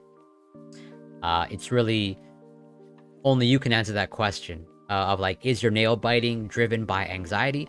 Is it driven by boredom? Is it driven by something else? And then from there, you gotta brainstorm solutions. Unless it's like an actual, like, again, compulsion. Where it's like your nail biting is so bad that, you know, you're drawing blood, or like, you know, it's having a negative effect on your life, then that probably requires, you know, some sort of, you know, mental health professional, because then you're pretty much in the territory of like compulsion, unhealthy compulsion. I don't think it started as that. But I think boredom plays a small role. Yeah, so if it's boredom, then maybe you just need something else to like occupy your hands. Like, I don't know, maybe if you have a smartphone, like if you catch yourself biting your nails, then start playing a game on your smartphone so that you physically can't bite your nails. Or maybe you just need something to fidget with, right? Fidget spinners or like gadgets to fidget with are a thing. And so then that might be a solution. Dogs just get involved. You're pretty much echoing some of the same sentiments that make me more of a cat person. And they genuinely seem dumb. When I visit friends with dogs, the dog just walks around my legs and smells. Yeah. It's worth because dogs aren't particularly good-looking animals. Cats just let you be and even try to avoid. Yes. As I'm curious because it seems like you don't want any sort of like attention from an animal or pet at all. As in, Bob Marley, if you were like living alone, would you get a cat? Or like, do you only like cats because like if you're at a friend's place, like they leave you alone and you wouldn't get a cat yourself? I think if it's long, I bite instead of clippers or uneven nails. Some dogs, yeah, totally. I think there are many dogs that are chill. Oh, well, if it's long, then it might just be a matter of you need to consistently clip your nails so that there's nothing to bite. If it really is simple as that, of like you just notice that your nails are too long, then you probably need to start like cutting your nails more regularly, or like cutting them quite short. Obviously, you know, cut them appropriately, like don't draw any blood or anything like that. But it might just be that you have to like consistently cut your nails short. Yeah, just gonna get through this paragraph here. Dogs reportedly have human-like social cognitive skills, which are thought to result from convergent evolution with humans. This is like co-evolving together. Eye contact plays a pivotal role in attachment behavior in dogs, with eye contact between dogs and humans eliciting human caregiving behavior. It is also hypothesized that canine tear production during reunions with owners can facilitate human caregiving, a phenomenon which has similarly been reported in human children. Furthermore, dogs have evolved muscles responsible for raising the inner eyebrows, which trigger nurturing behavior in humans. A dog's gaze initiates interactions with its owner and stimulates secretion of oxytocin, the hormone involved in bond formation in owners. And it's like, it's also, they're based off of that documentary on Netflix of like, you know, just as they're alluding to here, of like, we might be wired to like emotionally respond to dogs, or dogs have evolved in a way where they can elicit emotional responses from humans. It may very well be a similar, if not identical thing with cats. Of like, it seems like we respond, or, you know, many people respond to, you know, cats meowing, cats purring, you know, cats affection, where I think it's pretty clear, we have co-evolved with them. I like a cat that respects my boundaries. We'll chill and watch film together, play around sometimes, but the cat won't be, yes. So that, and here is my sort of hot take, because I agree with you, Bob Marley. Like, I totally, like, love affection from cats, and cats do tend to be naturally drawn to me. Of like, each time that I've been to like a friend's place, or like some stranger's place, if they own a cat, it just like naturally gravitates towards me. But at the same time, like, they respect your boundaries. And there are times where a cat wants to be left alone. And that's what I like about cats. Of like, it's sort of like this mutual respect, as I view it.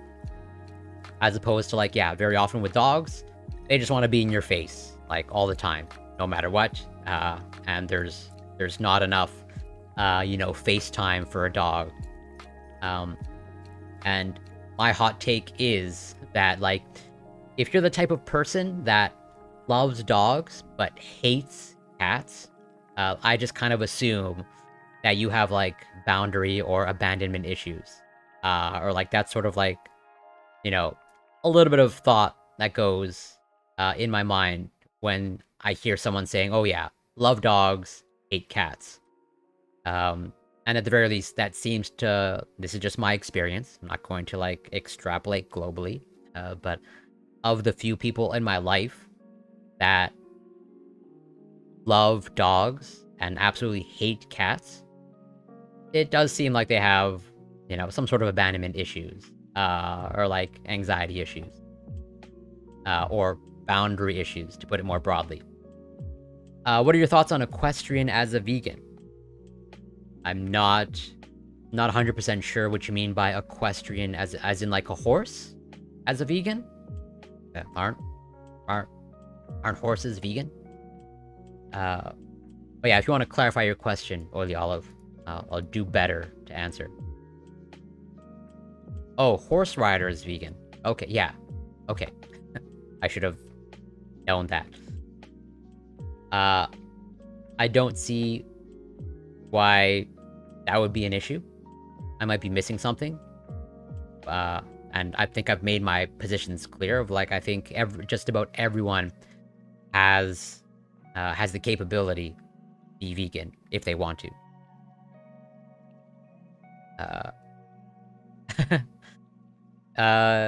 So like, I totally understand where you're coming from, Bob Marley. Like almost 1,000%. Because I have totally, you know, I have lived with dogs like that, where it's like, you know, pretty much like there's no amount of human attention that is enough. Like it can literally be like 24/7, 365, and they'll still want more. I would say that's mostly driven by basically the owner's like poor socialization of the dog.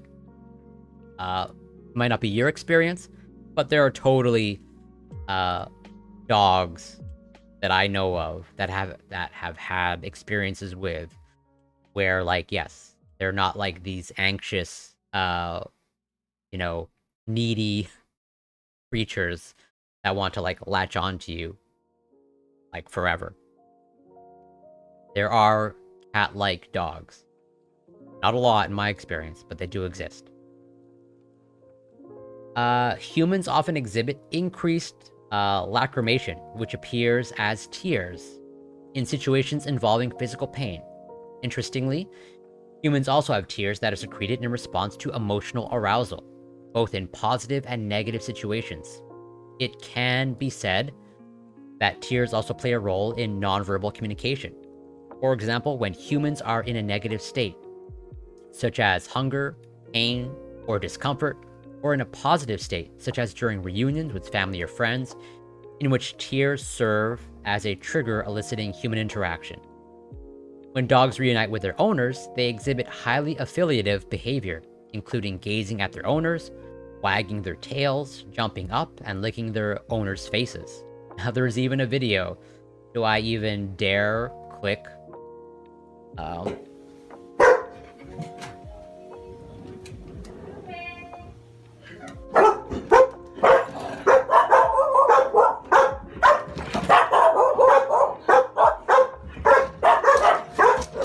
Yeah, this type of behavior from a dog, which is basically like a dog that has abandonment issues, like, pretty bad. Annoying.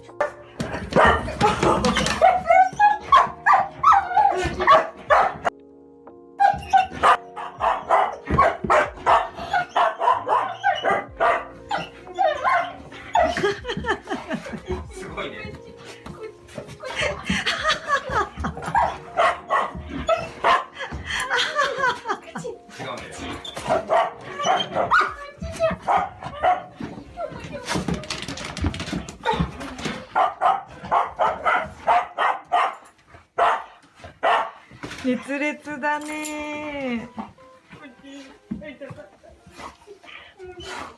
でもね、2人ともすごいね。あ、待って、花ちゃんも来たよ。ほら。気をつけて、あんた踏まれないように。すごいね。花もすごいね。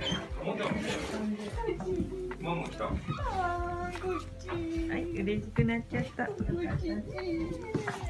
気だった？嬉しいけど。どうしたらいい？どうしたらいい？どうしたらいい？むちゃんは控えめだから。どうしたらいい？どうしたらいい？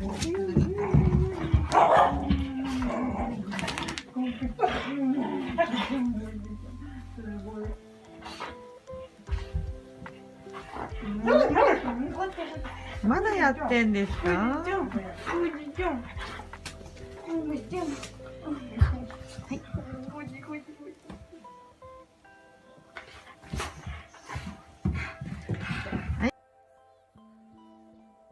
that's pretty annoying behavior. Not a fan. Yeah, exactly. Every time I ring the doorbell, the dogs come sprinting towards me. And the worst part is that some of the bad dogs will attack you because they think that, yes. And again, here's where I'll give my hot take of like, I don't think this bad behavior from dogs is like inherent to dogs. I just think like pretty much like most dog owners do not train their dogs appropriately. And that they just like poorly socialize their dogs. I sometimes watch this equestrian vegan YouTuber, and apparently other vegans gatekeep and attack her because they think equestrian are animal abusers. I know you're chill, so wondering. Oh, okay. Now I understand. Okay. Yes. Sorry, I was more thinking of like from the diet aspect of like, or like a health aspect. Can a horse rider, you know, be healthy on a vegan diet? As opposed to like, yeah, there's the ethical aspect of veganism. Pretty much of like no animal exploitation whatsoever. And so yeah, I can totally see that aspect of veganism, of like the vast majority, if not the overwhelming majority of vegans would be against an equestrian labeling themselves as vegan because they are riding a horse. They're pretty much exploiting the horse for their own selfish purposes. And the whole idea behind the vegan movement is essentially to stop exploiting animals, period. Full stop. In this study, we hypothesized that dogs secrete tears during reunions with their owners. That tear secretion is mediated by oxytocin, and that tears in dogs' eyes could facilitate human caregiving behavior. You know, essentially, dogs can behave like babies, and, you know, get the same emotional reaction from their owners as like babies do. In the first experiment, the dog's tear volumes were measured by STT in their normal home environment with the owner present, and within the first 5 minutes of a reunion with the owner following 5 to 7 hours of separation. A mixed model analysis revealed that tear volume significantly increased during the reunions. Secondly, we compared tear volumes before and after reunions with the owners and familiar non-owners. Following separation from the owner in the dog's daycare centers, dogs secreted larger tear volumes during reunions with their owners than with familiar non-owners. And tear volume during reunion with the owner was significantly greater than the baseline tear volume. To assess the role of oxytocin in tear production in dogs, solutions of oxytocin and a control peptide comprising the same amino acids but rearranged were applied to the ocular surface, and tear volume was measured. Tear volume was significantly increased after oxytocin administration, but not after the controlled peptide solution. So I'm curious what some of this data says, and not exactly the most zoomed in. I think dog owners are a weird sort of person. If you think about it, dog owners that also have cat almost neglect their cat and just comes home. Yeah, you're not. You know, I don't want to paint with too broad of a brush, because, well, full disclosure, my sister is a dog owner. They used to have 3 dogs, but these were like very small dogs. Like all 3 dogs put together, like they weighed about like 25, 30 pounds in total. As in, like, each dog was about 5 or 10 pounds. And, you know, will I say my sister is weird? I could see the argument for that, but she would probably label me weird also. And I'm a cat person. Do you see it as exploit? Should I send a video your way? If you want to send a video, I'd be open to watching it. But yes, I personally would view a horse rider, basically an equestrian, exploiting their horse. I mean, that's how they make their career, right? As far as I can tell. And, you know, I can totally see how pretty much like all vegans would be against this horse rider labeling themselves as vegan if they are riding a horse as a career. She believes healthy riding is possible. It probably is. It depends on what you mean by healthy. I think from the vegan perspective, like no horse actually wants to be ridden by a human. It's only because like the horses are raised a certain way. But I'm not a horse whisperer, so I can't say with any certainty. But I can totally see how vegans would have a problem with that. No, don't worry. You can bash dogs here. This is a dog bashing safe space. So we are seeing the STT values. And this is basically the Schirmer tier test, which I'm not an expert in this, but this basically, I would imagine, is just a way of measuring the amount of tears an organism is producing. And it looks like, the trend is, I guess, pretty clear in terms of greater tear production in the presence of a reunion. I guess this is statistically significant. No, I'm not going to question this science too heavily. It was hypothesized that the tears in dogs' eyes during reunion facilitate human caregiving to dogs. Again, similar to babies, of a crying baby. Generally speaking, the vast majority of humans respond with caregiving to a crying baby. As in the case of interactions with human children. Pretty much what I just said. To test this hypothesis, we had human participants rate their impression of photos of dogs' faces with or without artificial tears in terms of how much they wanted to care for them. The dog photos with artificial tears were ranked significantly higher than the normal tearless dog photos. Figure 1D. Curious as... I want to see what these dog photos are with artificial tears. Recent studies have focused on the neural mechanisms underlying tear secretion. In most models, oxytocin has been shown to stimulate tear secretion by acting on the oxytocin receptors expressed in the lacrimal glands. Another study... oh wow, Taller, thank you so much for the raid. Super appreciate... I mean... I can't thank you enough, even just for today, having me on your show. And now for the raid. Welcome, raiders. Super grateful to have you here. Super grateful for Talarex raiding me. I am Corey Campbell. I'm a crazy, radical leftist scientist. I'm a biochemist. I cover science. I cover research, and some news and politics. I do the occasional workout stream. Right now, actually, Taller, you might have an interest in this, because I'm going over important research about dogs.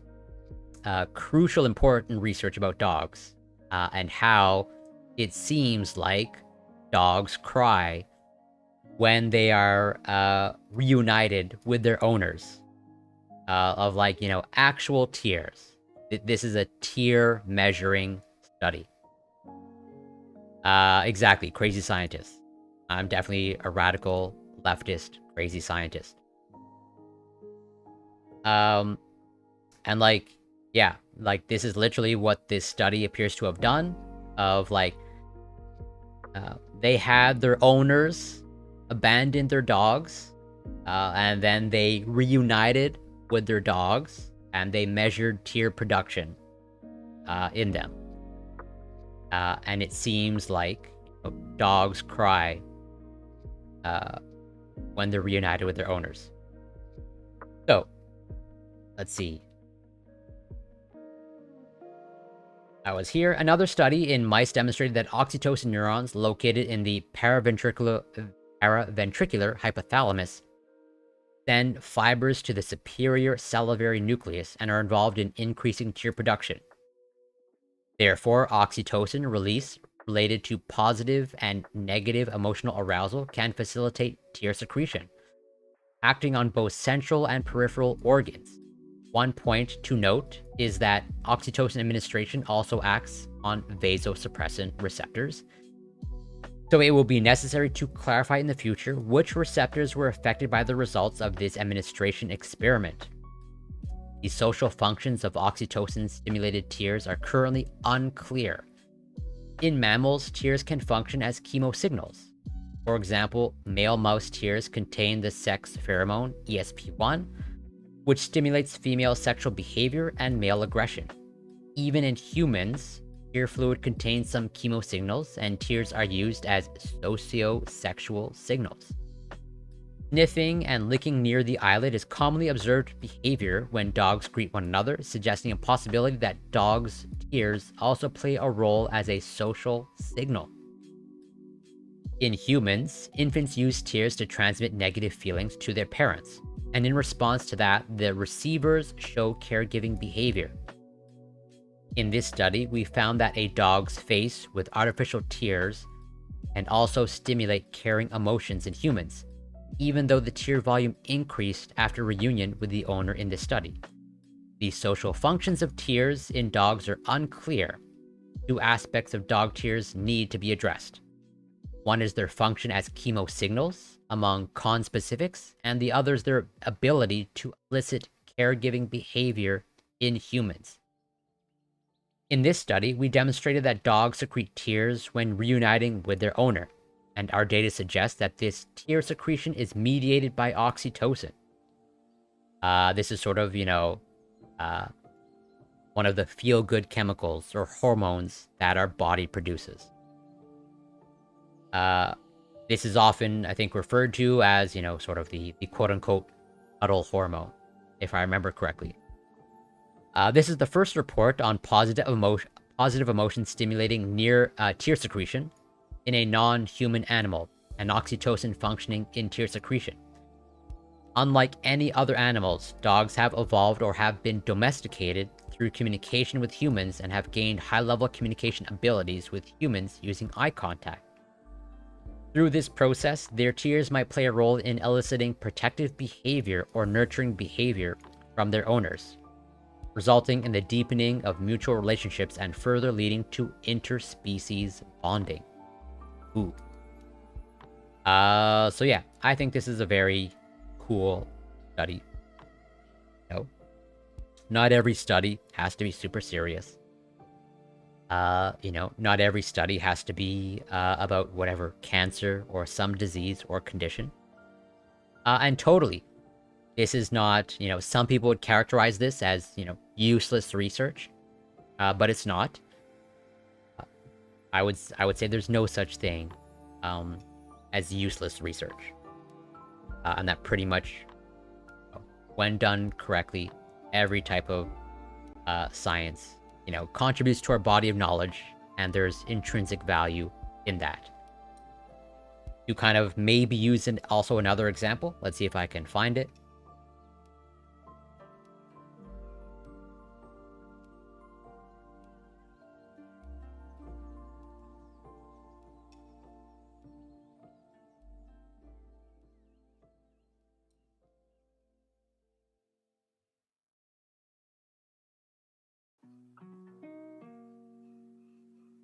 Science has solved, one of life's great mysteries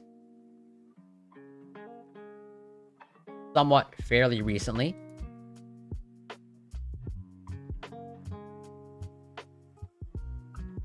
One of the great questions of humanity.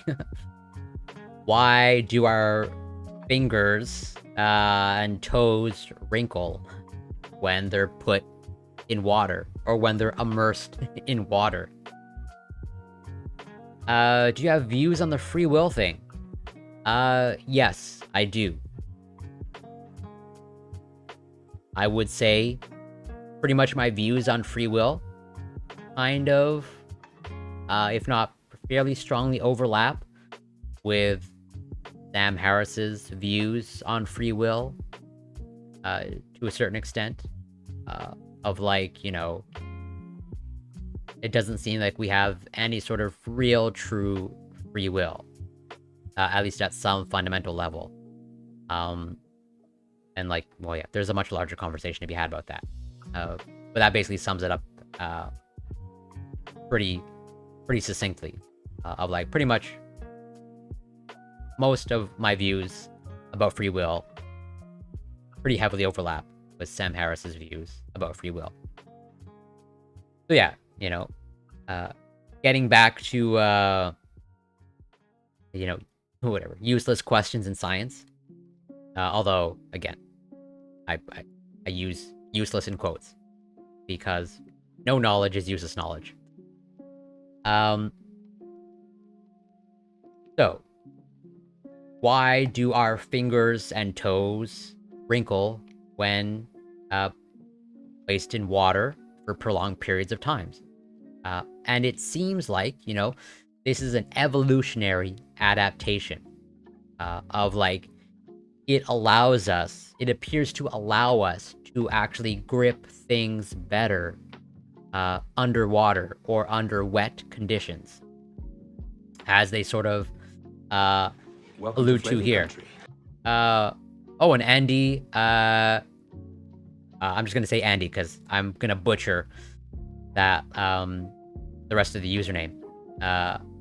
And also, thank you so much. I definitely know you from, oh wow, Baby and Liberty. Scott, thank you so much for the raid.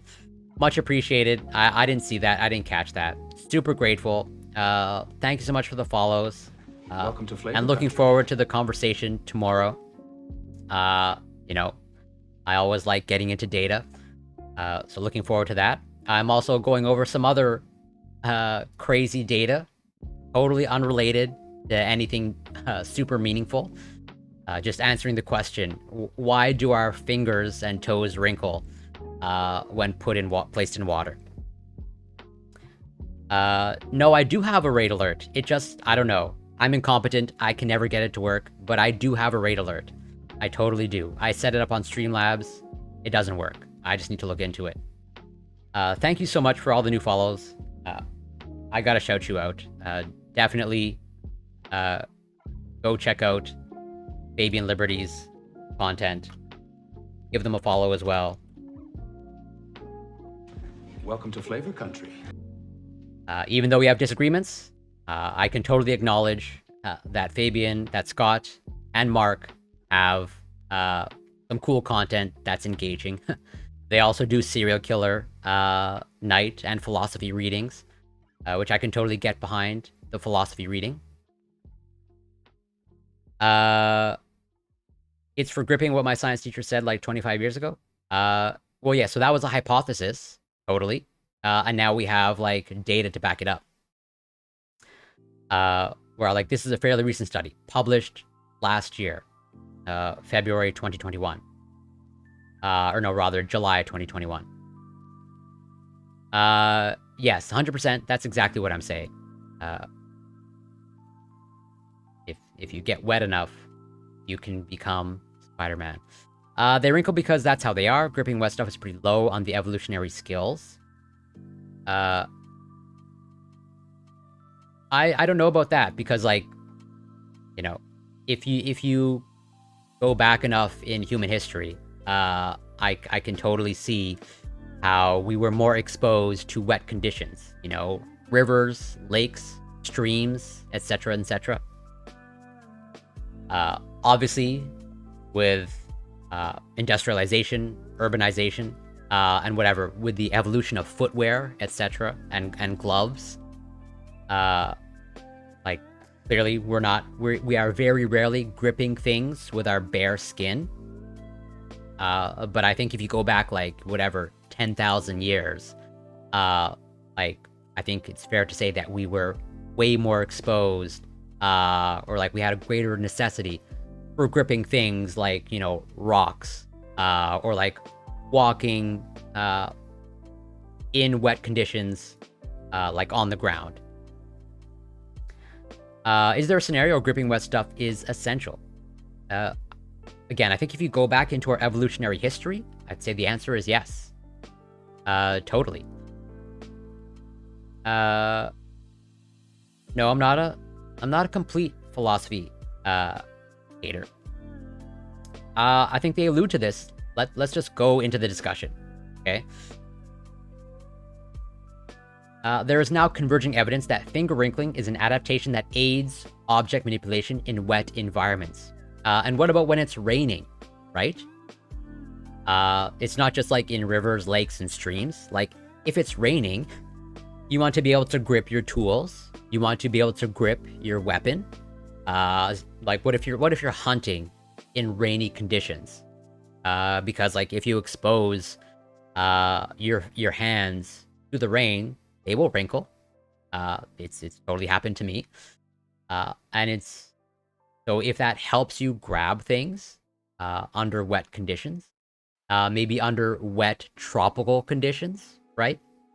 I think there's totally something to be said for, like, you know, it being a very clear evolutionary advantage, and that it might very well be essential in very many conditions, whatever, 5, 10,000, 20,000 years ago. Ooh, that's a great question. And I believe they answered it in this study. Let me just see. You could say people were... I have no problem with the word moist. This study has shown that grip efficiency, or the amount by which grip force exceeds the load exerted by the object, is improved when a person has wet and wrinkly fingers compared to when their fingers are wet but not wrinkly. Oh, Wick, thanks so much for passing by. So we are covering the science behind why our fingers wrinkle when they're placed in a moist environment. Shout out to Wick. Check out their content. I was on their panel earlier. They were kind enough to invite me. It was definitely an interesting panel. This ratio of grip force to load force is not significantly different between wrinkly and dry fingers, nor does the relative time difference between the rise of grip force and the rise of load force. Both the grip to load ratio and the time difference correlated weakly but significantly with the participant's age. Oh wow. Thank you for the gift sub, Oily Olive, to Wick. Super appreciated. The rate of increase and decrease of grip force was low for dry fingers and high for wet fingers. And for wrinkly fingers was intermediate between the two. Grip and load force coordination is an important aspect of object handling. The ability to generate the correct amount of grip force for a given load means that the minimum necessary amount of energy is used by the muscles that control the fingers and hands, and means that objects are less likely to be dropped or to be crushed. Efficient grip force coordination is seen in many extant primates, and is likely to have evolved early in the primate lineage. You can even see here in this like nice little graph of load force and grip force, where it's like under wet conditions, green line, clearly better than the blue one, the dry conditions. Let's see. Yeah, the grip force required to stabilize a wet object is greater than the force required for a dry object, since the coefficient of friction of the digit-object interface is reduced. It would therefore benefit an animal to gain an advantage in handling wet objects, as this would increase success in hunting and foraging in watery environments. The skin of the fingertip is already adapted for regulation of moisture at the contact surface. Fingertip wrinkles would seem to afford an enhanced advantage in object handling, and may plausibly aid travel and clambering in wet areas, especially if combined with wrinkled toes. A previous study of object manipulation with wrinkled fingers found that wet objects were more were moved more quickly when the fingers were wrinkly compared to dry. Importantly, there is no difference in tactile sensitivity in wrinkled fingers compared to dry, meaning that people are not trading off acuity for friction at the fingertip. So the distinction that they're making, it's like when your fingers wrinkle, there doesn't appear to be a loss in sensitivity. As in, like, you can still sort of like, you know, finely feel an object with wrinkly fingers. I'm not even going to imagine that, actually. We're talking about humans and 100,000 years, so people without wrinkly fingers would be shunned and could not procreate. Sad. Well, I'm hoping it didn't go that far, but that wouldn't surprise me. So that trait evolved before humans. Well, case closed then. Yeah, but it was maintained, right? Because even if it came before humans, like, if something is not advantageous, evolution will likely select for it out. As in, like, if it's no longer advantageous, or if it's any sort of disadvantage to have wrinkly fingers under wet conditions, then evolution would, or probably would, select out that trait. So this is a bit conserved, right? And it's likely a bit conserved because it has been proven to be an advantage over the course of humanity. Ooh, that's an excellent question. And so many people, okay, or the common sentiment, same thing with like tonsils, right? Like, we remove tonsils, we remove appendices fairly often or regularly for legitimate medical reasons, because appendicitis is a thing. But there is some evidence to show that the appendix does actually serve an evolutionary function or advantage. It does, maybe not necessarily crucial for absolute survival, but a potential fitness advantage when it comes to the microbiome and sort of the intestinal bacteria that you have in your GI tract, where there's some evidence to show that the appendix might be housing some important bacteria, or rather the appendix might allow for the repopulation of bacteria in your GI tract if, let's say, recovering from, you know, whatever, gastroenteritis, or like food poisoning, or like if your microbiome gets disrupted, you know, it seems like, okay, there's emerging evidence to show that the appendix has a role to play in like reestablishing the equilibrium that you have in your microbiome. Tonsils produce antibodies, but they are more of a redundancy system. Ooh, yeah, I don't want to misinform, so I can't speak confidently on that. I haven't done a deep dive on tonsils, so I can't say with confidence that they produce antibodies. I would want to say I lean towards no, the tonsils don't produce antibodies based off of what I know of antibody production. But I'm not going to say that with any confidence. But like, yeah, it does. Clearly, tonsils are not crucial for Welcome survival. to Flavor Country. Same thing with our appendix. But there is a potential fitness advantage to having those. Oh, and thank you so much for the follow, Katan Hosenka. Much appreciated. This is why kefir, yeah, exactly. Where when it comes to probiotics, I guess it's probably a better way to frame it. Of like, the appendix might be our inherent version of probiotics. Similar to kefir, or like certain yogurt, etc., kombucha. There's some emerging evidence, again, to show that the appendix might be a probiotic for us. Let's see. It is therefore reasonable to wonder why healthy people do not have permanently wrinkled fingers. Yes, this was posed in chat earlier, of like, if we have better grip strength, or rather just better grip overall with wrinkly fingers, then why not just have perpetually wrinkled fingers? The answer presumably lies in the changes in the mechanical properties of the finger tissues, where there may be lower shear resistance when the finger is wrinkled. Previous studies have also suggested differences in manipulation across the lifespan. The present results show age-related effects, although they are rather weak in this sample. Our journey through life leads us to develop strategies for handling familiar and unfamiliar objects, so it seems likely that strategic changes, along with sensory and motor changes, will affect how children and adults perform tasks with handheld objects. The results presented here should be read in the context of the experiment itself. The age distribution in this sample was rather low, reflecting the public engagement setting of the data collection. Although the effects of age in the data reported here were very small, they were nevertheless statistically significant, so they should be taken into account when comparing these results with others. Where it's like, yes, there does appear to be an advantage to having wrinkly fingers under wet conditions, but it is not some night and day effect. It's not like, you have 100% better grip. It's like, it's an edge.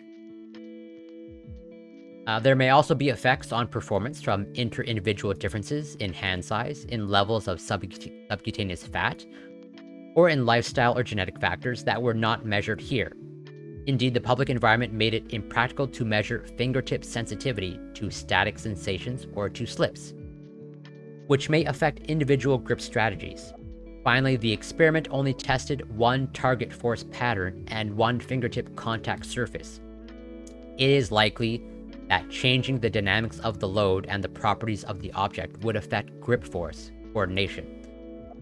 Future studies should consider the effect of finger wrinkles on unpredictably changing loads, as the present results do not show a clear separation between the conditions on grip force dynamics.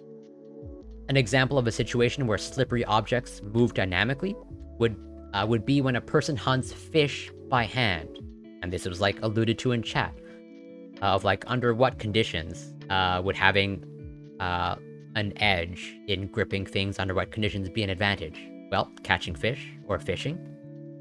I think it's fair to say that, how we fish today is dramatically different than how we fished 1,000 years ago, 5,000 years ago. And like, I can totally see an evolutionary advantage to, being able to grip things better when fishing 5 or 10,000 years ago.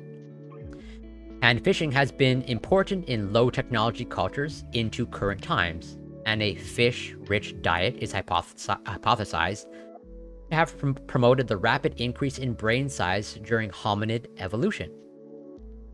In summary, this experiment investigated fine motor coordination when the fingers are affected by water-induced finger wrinkling. Finger wrinkling improves grip force coordination when compared to fingers that are wet but not wrinkly, and brings the performance to a level comparable with dry fingers. These results help to explain why humans and their close primate relatives may have developed finger wrinkling as an adaptation to aid locomotion and foraging in wet environments. So yeah, I think this is a pretty cool study. Non-controversial, pretty innocuous. I'm wondering, what do they say, what the funding is? Grateful to the staff of the Science Museum. Yes. I can't imagine, I don't think that this is funded by Big Finger.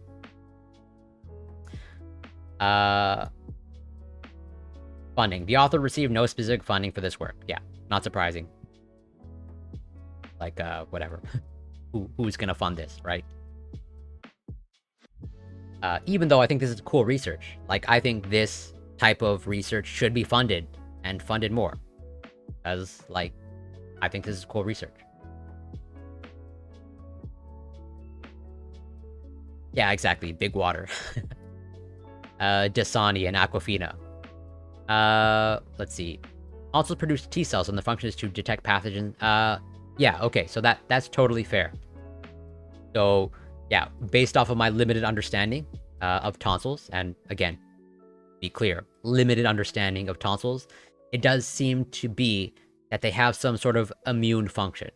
But I couldn't say with any confidence what that immune function is, and I'll take your word for it, that if in fact they produce T cells, then totally there is almost certainly a pathogen detection system involved with that. Hunter-chasers needed to hold tools, which implies calluses and a risk of tearing the skin. Permanent wrinkles would be... Yeah, that's also a fair point. If only. Have you heard of the theory that humans may have had a swampy phase with semi-submerged foraging? I have not heard that. And if you want to send literature my way, I'd be all the more happy to go through it. And also, again, going on what I think is cool research that should be, non-controversial. I covered this study earlier about dogs, and I'm not going to read the entire thing again because I just did. But pretty much, this is showing or providing evidence that it seems like dogs cry. They specifically cry when they are reunited with their owners. As sort of alluded to here, they literally measured the volume of tears that dogs produce. Increase of tear volume in dogs after reunion with owners, and this is mediated by oxytocin. So, moving on, maybe to something more spicy. Who knows? We'll find out. But this is some medical news that overlaps with some published medical science. And this specifically has to do with a paper that I've covered previously.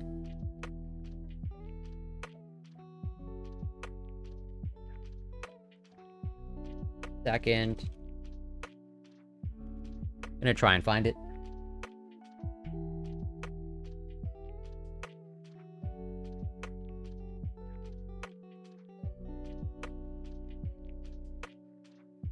Right, this one.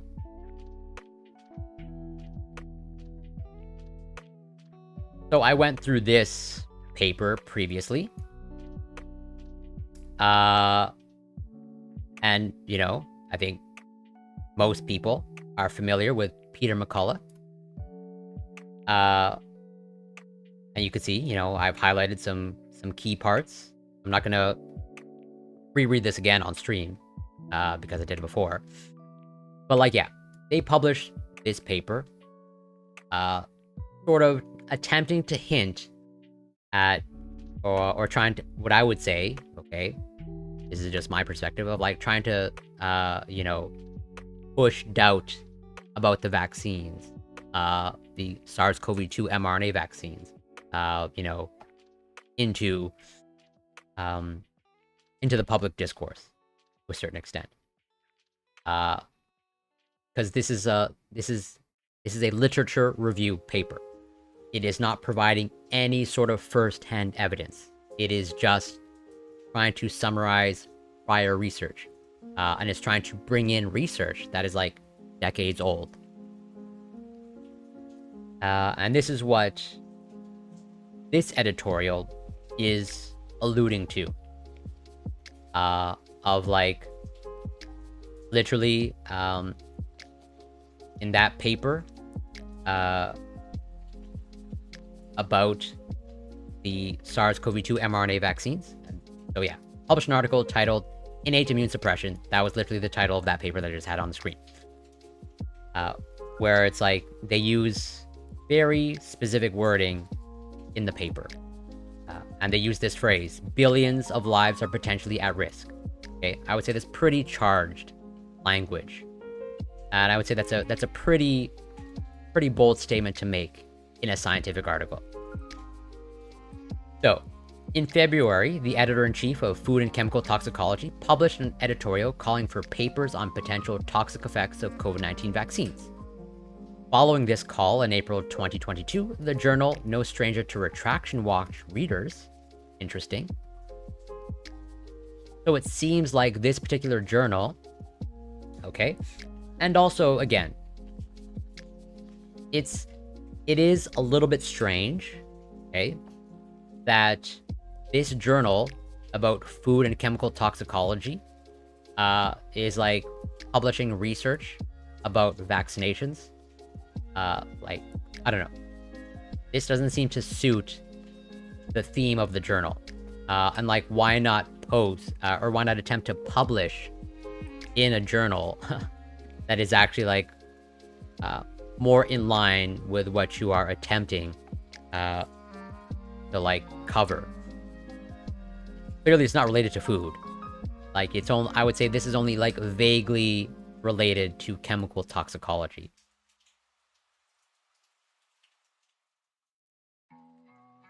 So, at more than 16,000 words and more than 200 references, the article was submitted on February 9th and accepted on April 8th.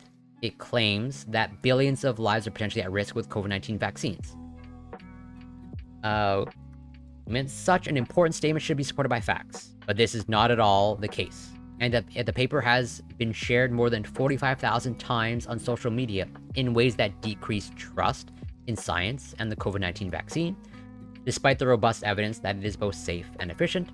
I saw 2 weird articles reciting Trump made and pushed the vaccine, and that Democrats tried to delay Trump's vaccine board. And if you want to share those articles, like, I'm open to reading them or going over them. But I'm not going to speak with any confidence about this, because I'm not informed on it. We submitted a letter to the editor to highlight major flaws and obvious shortcomings in the article, including several misunderstandings of the provided bibliography. In this letter, we printed it on OSF. We asked for the retraction of the article and thoroughly detailed all of the issues we found in the paper, which combined severely undermined the author's conclusions. Our letter consists of a table collecting several instances where the authors misused previous literature, as well as an explanation of why their claims, based on the reference they used, were wrong. Yes, I will read it after this video. Rather, I will watch your video after covering this. If I forget, remind me. So, let's see. For instance, the authors argue, against all available evidence, that the vaccination induces a profound impairment of type 1 interferon signaling, which has various adverse consequences to human health. They further rely on the VAERS, so the Vaccine Adverse Events Reporting System, which cannot establish causation and is comprised of self-reports not checked for accuracy. This letter was read by 4 reviewers whose names were unknown to us. 3 initially recommended against publishing it. Reviewer 1 argued there was no reason for retraction because there is no evidence of scientific fraud that justifies the demand for retraction of the original submission. They also claimed that the main focus of their allegation is based on the size of the review article and the average time period for a journal to evaluate a submission for publication. So, like, basically, what they have done so far is, like, to get this scientific publication published, okay, they had to submit it to that journal, Food and Chemical Toxicology.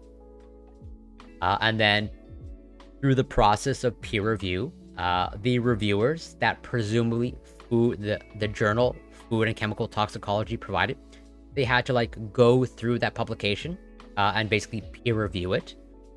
This is what they're referring to when they referring to reviewers, as in reviewer number 1, okay, that's reviewer number 1 that read that scientific publication, and they basically presumably gave their stamp of approval. Generally speaking, the peer review process, there's 2 to 3, sometimes more reviewers. At the bare minimum, generally speaking, at least 2 reviewers. But I think, generally speaking, there's 3.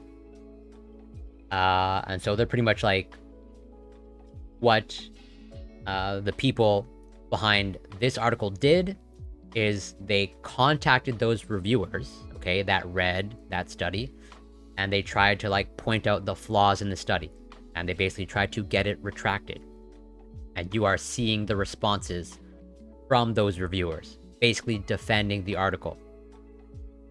Where it's like, yeah, you heard reviewers 1 defense, now it's reviewer 2 initially stated that the authors point out some issues which are relevant, but did not think the paper should be retracted. They found our letter somewhat offensive, which, you know, which is understandable because you are basically calling into question the reviewers because they gave their stamp of approval, and then along come these other scientists saying, hey, why did you put your stamp of approval on this? This should not have been approved, right? You're basically calling into question their ability to scientifically review something. No need for the original paper to be somewhat accurate, this reviewer argued, since this is a review, so conjecture is allowed. If disproven, it is fine. They went on. I recognize some are using this to feed falsehoods in social media, but that's not the responsibility of the FCT, the publishing journal. Yeah, this is Food and Chemical Toxicology, to monitor. So it's like they understand the implications of this article, but they're pretty much saying like, this is not our responsibility, and it's totally okay for this to potentially be used as, you know, maybe propaganda. And now, yeah, Reviewer 3 made more constructive remarks and gave us feedback for the letter to be published. They advised us to soften our overall tone. So Reviewer 4 made some astonishing claims, such as the letter starts with some statements concerning the reviewing process, lengths of the manuscript, duration of the evaluation period, which are largely irrelevant, as they are not directly related to mistakes in the article. Reviewer 4 further directly states that the editor had reasons to want the article published fast. Reading this, one could wonder what the peer reviewing process is made for if not detecting mistakes in the manuscript. Where, you know, it seems like they're hinting at, like, this was rushed through the peer review process. And, you know, this, you are observing scientific debate happen, right? Or hopefully, that's what I'm trying to call attention to. Of like, okay, this is presumably a legitimate scientific publication that was published in, you know, maybe not the greatest journal, but still a scientific journal. And so you have to take it seriously. Of like, it seems like even though other scientists have, you know, attempted to call it into question, but the journal and the reviewers, it looks like they're holding strong. Of like, yeah, all your criticisms are valid, but it's not enough to like pretty much debunk this or like to discount it. Like, this basically still falls in the realm of science. There might be some clear, you know, fundamental issues, but at the end of the day, like, they're pretty much saying like, since this is a review article, this doesn't necessarily need to be held to a super high standard. And that even though there's a lot of speculation that occurs in this publication, they are basically saying that it's okay to speculate in this context because it is just a review article. And that hopefully, you know, most scientists understand that review articles, you know, the quality of a review article can vary dramatically. And that, like, this falls on, like, the low quality side, but it is still a review article nonetheless. What are my thoughts on Sneako? As far as I've maybe watched a few clips of Sneako. As far as I can tell, they're a pretty awful human being. Or at least not anybody that I would want to engage with. No, these are not bad faith. I would not call them bad faith scientists. Because all they're doing is, like, they're providing their feedback. It does seem like they're, you know, they're being highly critical, which you can totally do in science. But they are going through legitimate means. They are not saying, they're not calling, like, oh, this is junk research. They pretty much just, like, they sent a letter saying, hey, we have some clear issues with this research. And the reviewers are responding. I mean, well, I'm glad you recognize that. Of like, sure, we can talk about, you know, the pros and cons of vaccinations. But like, yeah, it's pretty, you're using pretty charged language when you're saying, you know, billions of lives are potentially at risk. I would say that's pretty alarmist. Especially, like, again, you are not providing any first-hand evidence. Like, I mean, come on. I don't want to, like, relitigate this further.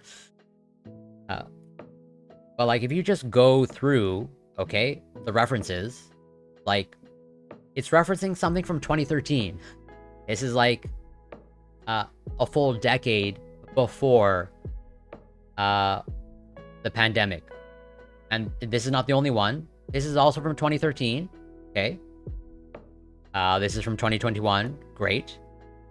This is from 2018, 2015, 2014. So like pretty much the majority of like the evidence that they are using in this review article, it's like goes back quite a while. It's like pre-pandemic.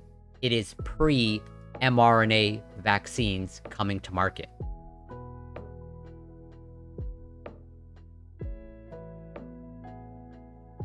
So, they questioned our experience and previous work, going even as far as to check our resumes.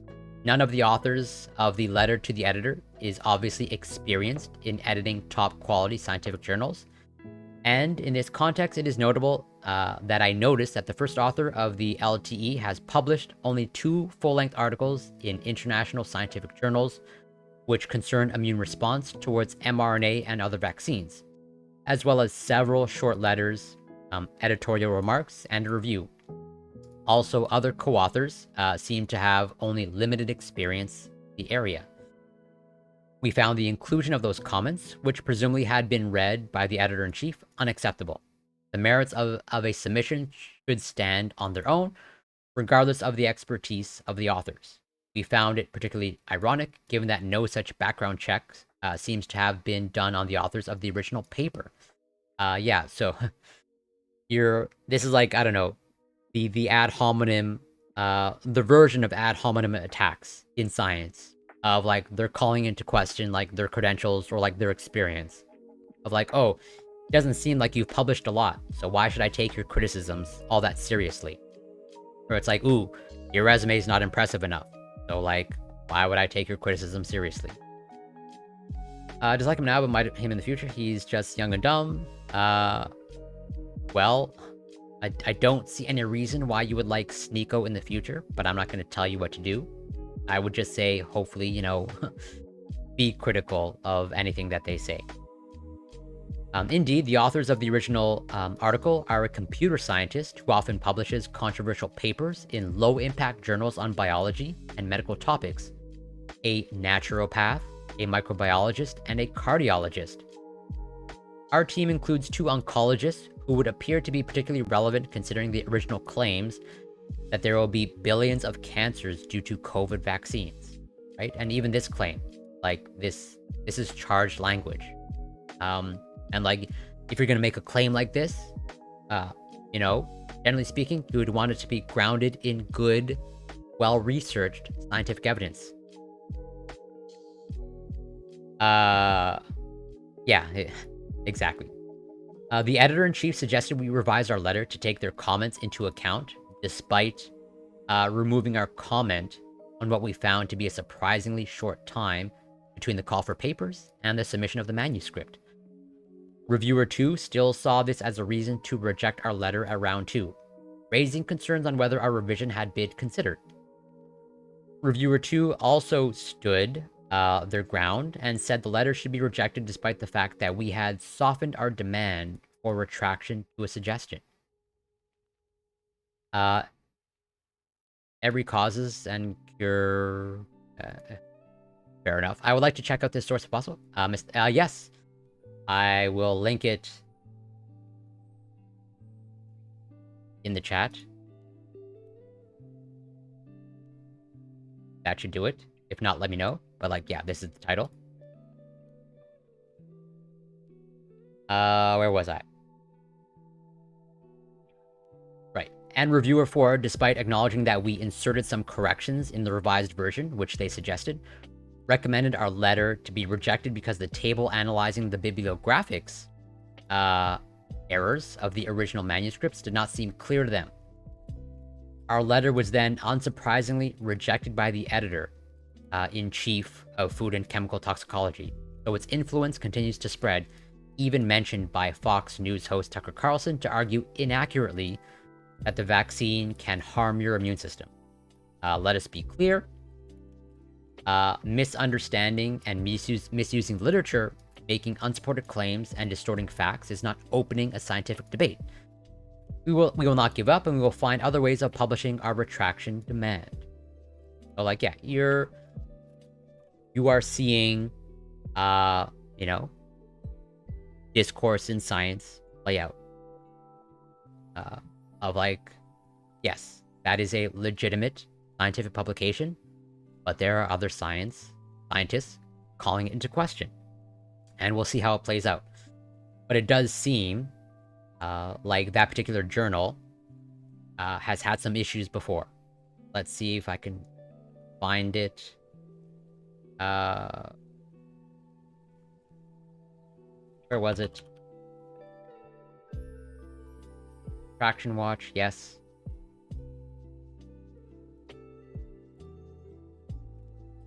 Yeah, no stranger to Retraction Watch. Readers. So this is linking to something. Okay, yeah. So what they are saying is like, it seems like I should attempt to be hopefully clear here. So there's this website, okay? So when people say a study has been debunked, or like, you know, how can you determine what's quote unquote, or like, how do we often determine, how do other scientists determine what is, you know, quote unquote junk science? Or like, what do we actually discount? Or what can get rejected in science after publication? So there's this website here called Retraction Watch, where this is basically a website dedicated to, as the title implies, covering research that has been retracted. As in, like, it was published in a legitimate scientific journal, and then after the fact, after there was enough scientists calling it into question, or after an investigation, occurs, and it's been determined that the research was actually fraudulent, or that there were fundamental issues with the research, that's when it gets retracted. And it will likely show up on this website. It doesn't absolutely cover everything all in science, because it's almost impossible to be comprehensive. But this generally does a good job of like pretty much being quite thorough in basically highlighting a lot of research that has been retracted. And it seems like that particular journal, okay, hopefully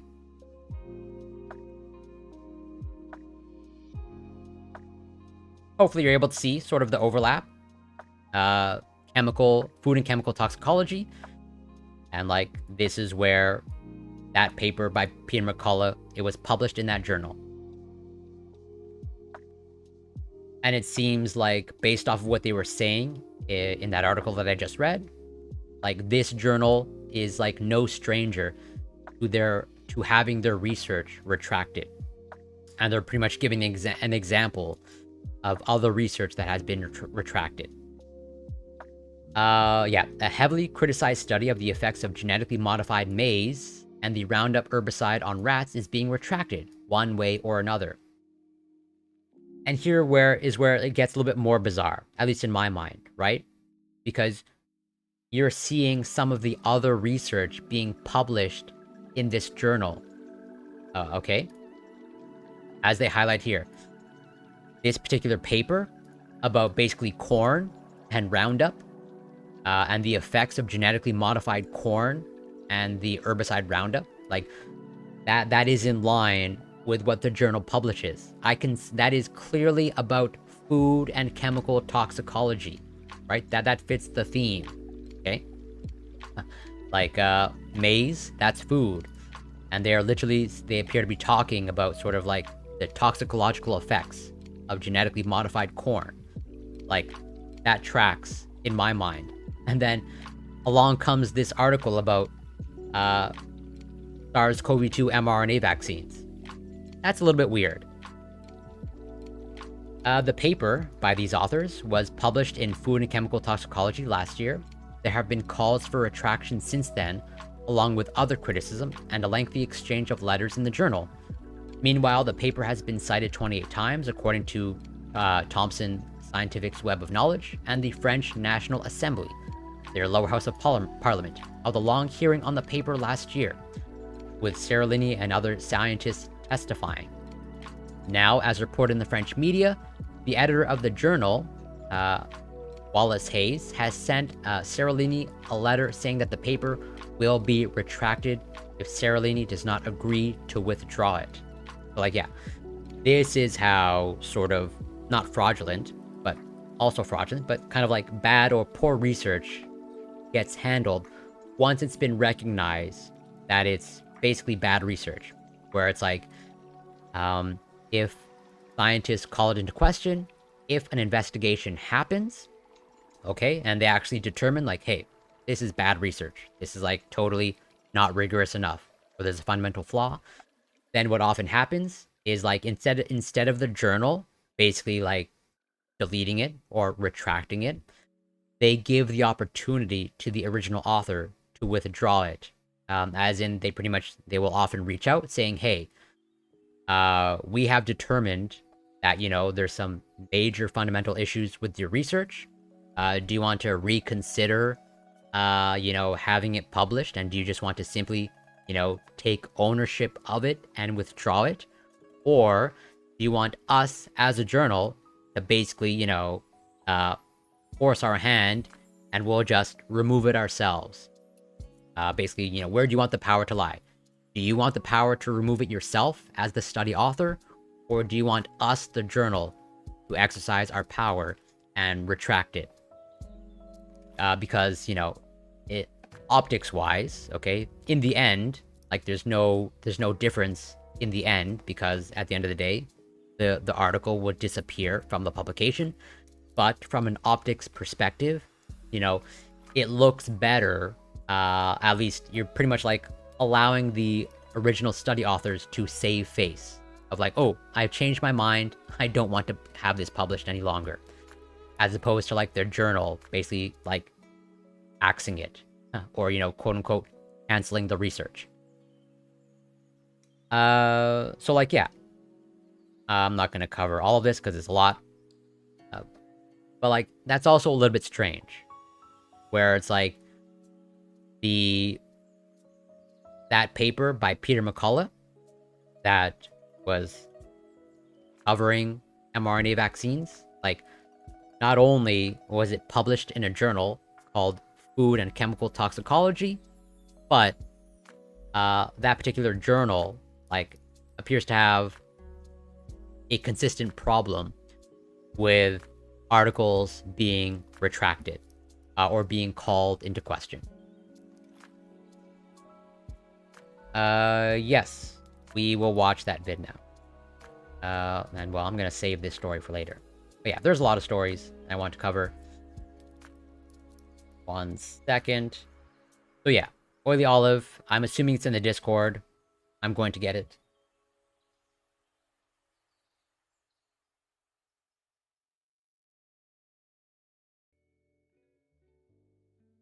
Okay, right. I got it. So, let's see. Hey, bitch, and welcome back to... So, the question is, can you be equestrian and vegan? Can you ride horses and label yourself as vegan? I guess that's what this video is about.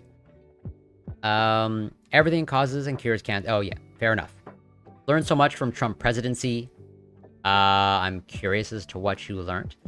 I don't watch him. He sometimes appears on Brittany Simon streams. Her attitude to politics is the same as mine, so I like her. Good for mental health. I mean, if you're entertained, if you find Brittany Simon useful, I guess you do you. I wouldn't recommend watching Brittany Simon, but that's just my opinion. Me talking about people I hate. In today's video, we are going to be doing, I don't know, kind of a lower quality video. If you guys didn't see my last video, I'm actually super crazy proud of it. I'm gonna start creating more videos like my last one where I dive deeper into kind of big topics or stories on people that I dislike. So I will link that video down below if you guys missed out on it, because YouTube has been... Oh, Jay the Llama King, thanks so much for passing by and the follow. Much appreciated. Well, I think I don't know if this is science anymore. suppressing pretty much every creator's videos. So before I get into this one, make sure to hit the notifications if you want to be notified when I upload, because my last video was so suppressed in the algorithm that nobody was even notified. If you would like to send me fan art, Okay. is down below. They support almost every single one of my videos. Almost everybody loves horses. I was sent this video maybe 100+ times. It just came out the other day. Even my friends, they were like, Raleigh, you have got to see this and react to this. Because for context, for all of the vegans that are out there who clicked on this video, hi, my name's Raleigh, I'm a vegan equestrian. And yes, that is a thing. It pisses me off when I see people who say that equestrians can't be vegan, because that is absolute trash and a horrible statement to say. Before I get into my opinions on veganism, I want to go ahead and react to this because I'm pretty sure this went viral. When you first see this, you think it's beautiful. Almost everybody Okay, well, even though I'm technically not vegan, okay, I'm just a lowly Welcome to vegetarian. Flavor Country. Owen, thanks so much for the follow, much appreciated. But, you know, I'm pretty familiar with the vegan movement, where it's like, yeah, the vegan sentiment is like, pretty much like, don't use animals at all.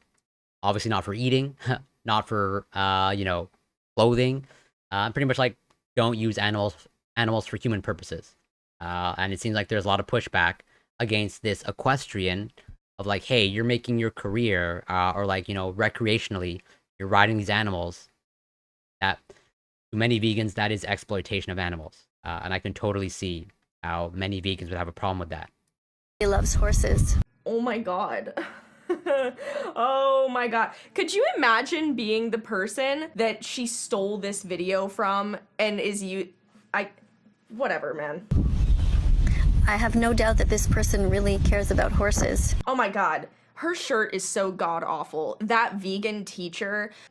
I'm totally fine with people educating other people on veganism and humanitarianism, environmentalism, but shoving shit like this down people's throats is what turns people off from veganism and vegetarianism. However, riding horses is not okay. Oh my god, the tags say not vegan, exploitation, abuse, slavery, wrong, domination, speciesism, and bullying. Oh my god, bitch. Bitch.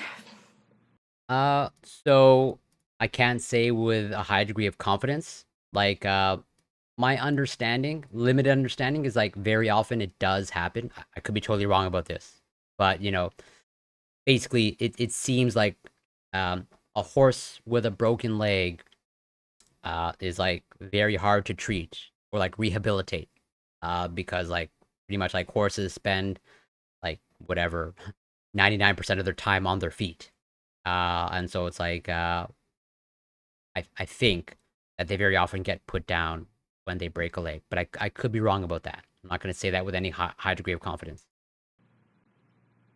Let me finish watching this, and I didn't even listen to what she said. We gotta back it up. I have no doubt that this person really cares about horses. Then why would you put bullying and domination in your hashtags? I have no doubt this person cares about horses. Bullying, you're a bully. However, riding horses is not okay. It's not right to breed horses and then to break their spirits so that you can ride them. Wait, what? It's not right to breed horses so that way you can ride them. Then why are we breeding horses? Horses would not, let's just be honest, people. Horses would not even be around if it wasn't for humans having a use for them. I mean, sure, there would still be wild horses, but domestic horses wouldn't even be a thing. Fucking dude, let me finish this. This is such bullshit. No horse would ever run like that in a straight line on its own. They are trained to do that. They are given food only if they behave. Oh my god. When they are injured, they are murdered. Oh my fucking god, bitch. Oh my god. I cannot even tell you how much money I've spent on my vet bills to make sure that my horse is in good health. I have had my horse for 8 years. I can't even tell you how much money I've spent on my horse. I mean, I'm not gonna lie, she comes across as a pretty angry vegan. Every time he's injured, every time he does something stupid playing with another horse, and that's the only times he gets injured. He never gets injured when I ride him. He gets injured on his own accord, just out in pasture playing with other horses, doing stupid horse shit. And guess who's the one who foots the bill so he can go out and be a horse and play and run and have fun? Me. I spent over $10,000 in vet bills last year when Link was sick, losing weight from my move, when he was injured by another horse in pasture where he almost had a chip fracture in his front knee from playing with another horse that kicked him. I mean, bitch, are you gonna pay my vet bills? Horses 9 times out of 10 are injured on their own accord.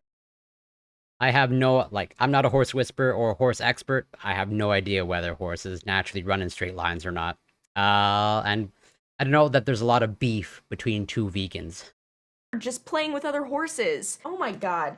What else did she say? Because this is just so stupid, I can't. No horse would ever run like that in a straight line on its own. They are trained to do that. A horse is not going to run in a straight line like that. Explain this. Explain wild horse behavior. Like, sure, horses are not going to run in an exact straight line, but they still love to run. And also, this person is just letting their horse have a good time. They are given food only if they behave. That's not true! That is not... Bitch! You know what? If I only gave my horse food when he behaved, he would be dead like 8 years ago. You know, he was a rescue. He didn't have parents. He grew up with very little contact with humans. There were times that my horse bit me and I would be injured, and I used to go home and cry into my pillow and be like, what am I doing wrong? Next day, I'd wake up, I'd go out, and I'd be like, let's try to figure this out. Let's try to work through it. Let's try to communicate, whatever. Do you think that I deprived my animal of food because we just had a mutual misunderstanding? If every single horse in a domestic situation was deprived food when they didn't behave, there would be no domesticated horses. Because there's not a single horse out there that has been domesticated, that has people that ride it or work with it or whatever, that behaves properly 24/7. Riders don't expect that their horses that they spend years developing bonds with, they don't expect their horses to behave 100%. That's unrealistic. In fact, most of the time, horses usually only give like 70 to 80% each time you ride them, and that's a totally acceptable percentage. Horses buck, horses rear, horses bolt, and that's just something that they can do. And I say it pretty much every week. Rather than say, how can I make sure that the horse doesn't do it, how about the question, how can you be the rider that can handle what the horse does? I mean, I've been horse riding like once in my life, and that was like, I don't know, 25, 30 years ago. I mean, it was fun. I don't know that I'd do it again. And how about you have the trust and the self-confidence and the self-belief that you can handle whatever the horse gives you? They are given food only if they behave. The fact that she's actually out here spewing all of this bullshit is just beyond me. The guy riding the horse in the video is not even doing anything wrong. He's literally just riding his horse. You're attacking people for no... I'm not sure what you mean by this, Jay. Can vegans drink lean? If you want to clarify, by all means. reason. Somebody who genuinely loves and cares about their horse, and that horse, I guarantee you, has a good life. I'm vegan. I do not believe in exploiting animals. Hello, literally have an entire equine activist and animal activist clothing line. Are there certain aspects in riding that should not be a thing? Abso-fucking-lutely. And that's why my channel is a thing. That's why people watch me, because I speak out on things that are wrong in the equine industry. And I think that that's needed. I think that it's necessary. I care about horses that are not even my horses. I care about horses that I've never even fucking seen. There's so many vegans out here who behave this way, who act like all that we're doing is exploiting animals. No. The majority of people who ride horses don't even compete. Do you know how much money it costs to keep a 1,200-pound animal alive? Are you gonna pay for them? No. You're not. And it's unrealistic to assume that every single person out there is just gonna keep a 1,200-pound animal for no benefit to themselves. Now, sure, there are irresponsible equestrians out there, and I get that, and nobody else agrees with them as well, which is the whole point of my channel. But to say that every single... I feel like you're like, I don't know for sure, but Jay, I feel like you're trolling. At least based off of the quick Google search that I did, lean is not a very healthy, yummy purple drink. Single equestrian should just sit back and not ride horses is so unbelievably unrealistic. It would be so unfair to any horse to just leave them locked up all day or even in a pasture. That's unfair, and it's not okay to just let an animal wither away. Fucking pisses me off. I can't even, like, I'm so sorry. I know that I'm frazzled right now, but it is so hard for me to put together words for somebody who has such a low IQ level. It's so difficult to even talk to people like this because it's like talking to a brick wall. Yeah, no, I'm even more confident now. You're not referring to a very healthy, yummy purple drink. Although I think it is technically vegan, okay? But there are other issues with lean. And I don't even think it's legal to drink in the United States. And 300, isn't that light for a goat? I don't know. And like goats, or I guess no, goats are pretty small. So like, I don't know, 100 pounds? That seems like obese, I guess. Wall. A book by Ren Hurst is something that I would recommend that you read, or go to her YouTube channel. She understands horses. She used to ride them, and she never will again. First of all, okay, let's go check out Ren Hurst, okay, bitch? We're gonna go check out Ren Hurst. Oh my god, let's go find her on YouTube. I'm sweating. I'm so aggravated Yes, I'm Canadian. right now. I'm literally sweating. Oh my god, I'm literally gonna I'm supposed to believe a bitch.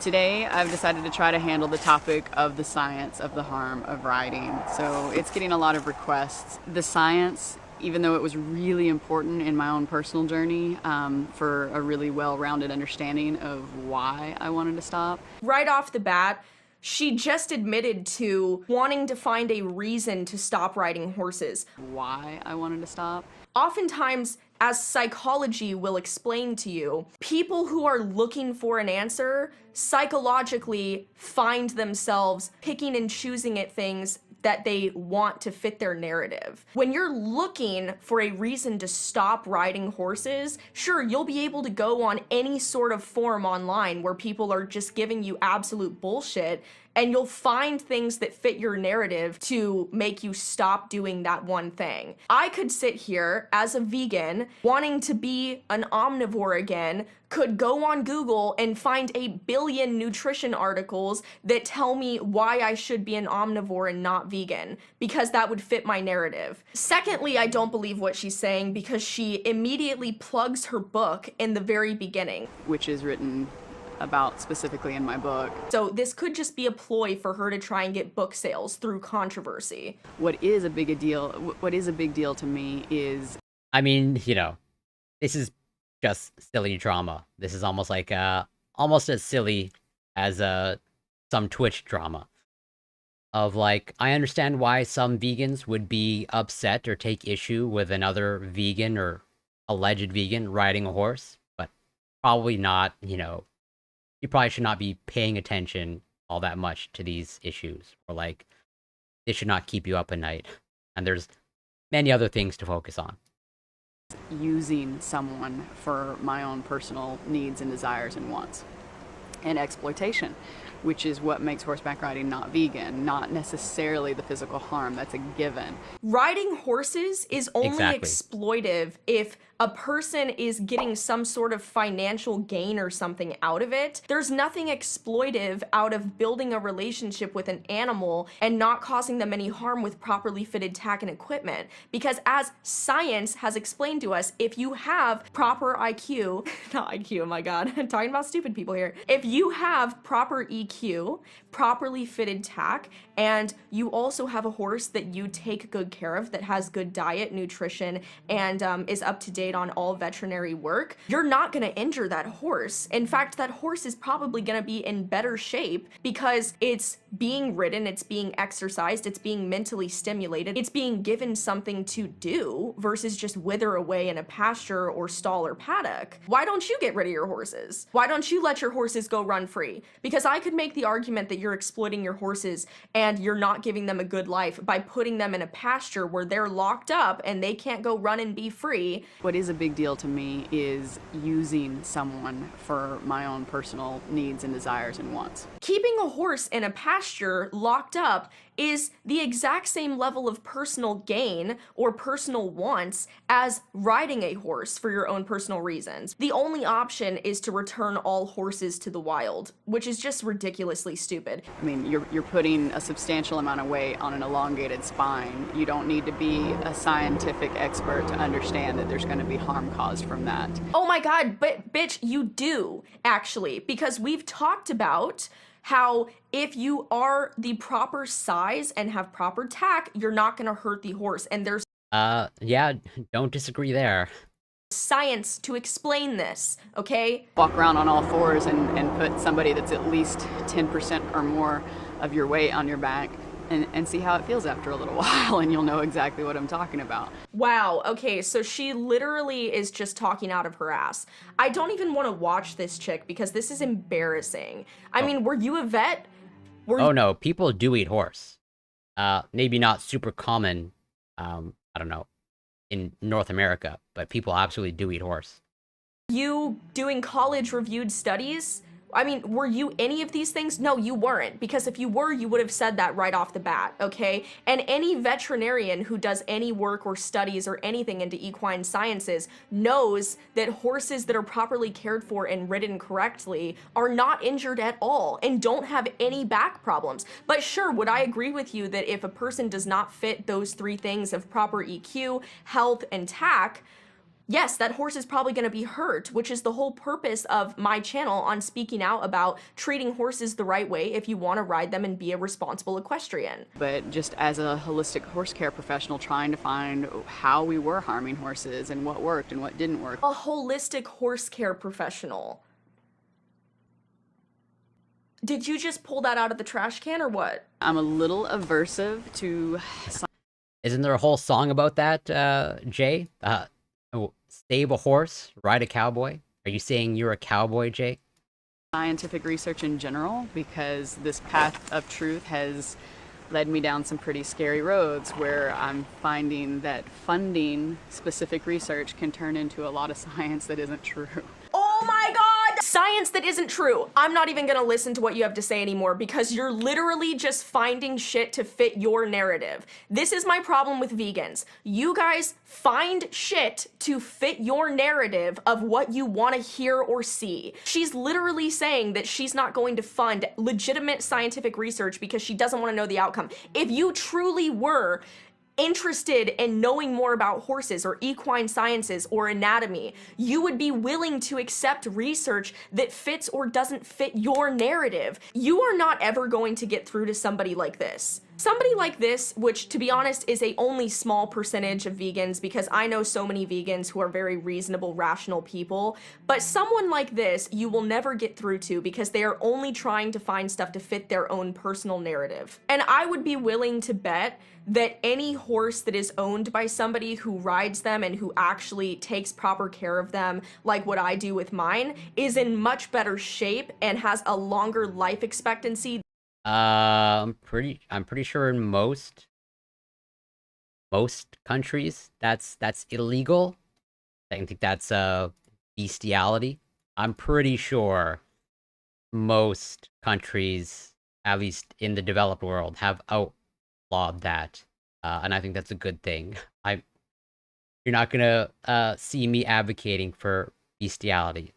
There's no consent there. Than her horses that are just sitting out in a pasture. And I would be willing to bet that. Because somebody who's actually willing to listen to science and legitimate vet peer-reviewed studies is less likely, because they are properly educated, to abuse or mishandle their animals. Somebody like this is way more likely to treat their animals in an improper way or not give them quality vet care or treatment just for lack of knowledge. This is just so, oh my god, my head hurts. My head hurts. I'm gonna go on Amazon and buy her book though, by the way. Another page that spews absolute bullshit is Save the Movement on Instagram. They've made several fucked up posts about horse riding that's totally inaccurate. I'm so sick of vegans, as a vegan equestrian, just spewing all this false narrative crap about horseback riding. I just want to say to end this video that my stance on veganism is as such. I listen to logical evidence and scientific evidence for things that I choose to believe in. If there is nothing scientific to back a claim,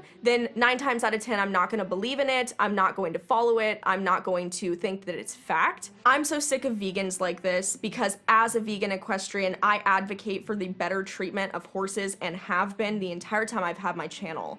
And that's what people need to be advocating for. People do not need to be advocating for the destruction of an entire industry, because if you do that, then there will be horses that are sent. I agree wholeheartedly, 0 ohms. Also can totally get behind your username, specifically the ohm as a unit. Not only like ban bull riding, like we still have whatever. There's the Calgary Stampede in Canada. Like I think that should be banned. I think pretty much like circus acts that involve pretty much like no animal in my mind should be used for performance purposes.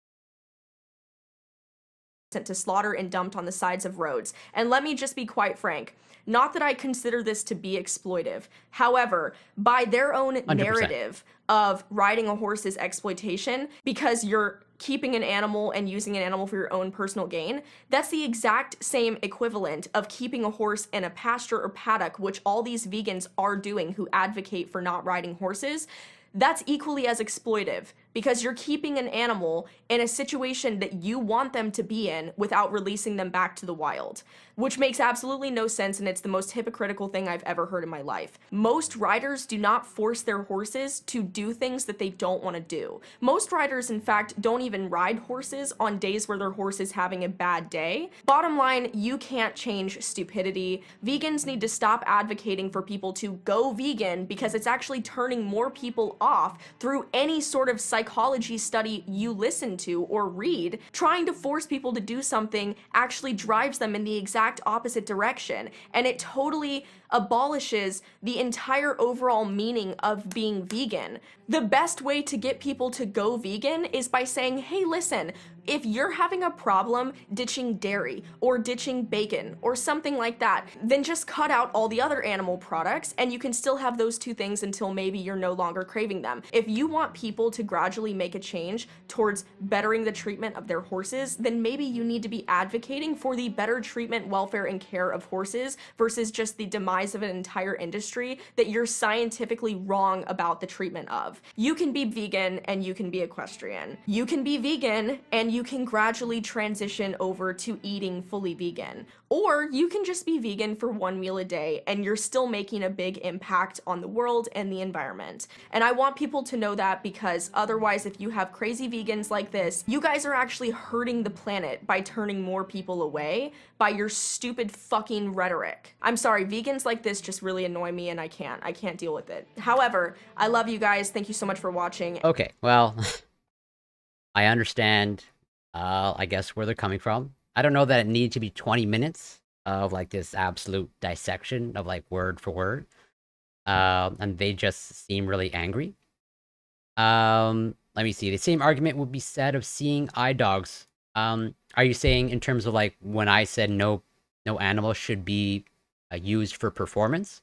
Or are you talking about what they mentioned in the video? Because I would totally, well, I would say service animals. I'm in favor of service animals, or therapy animals, since that's not for performance purposes. Okay, what she said. Okay, fair enough. Where it's like, when it's actually like, for the benefit of humans, I think there's a really solid therapy animals and service animals like don't fall into the purview of veganism.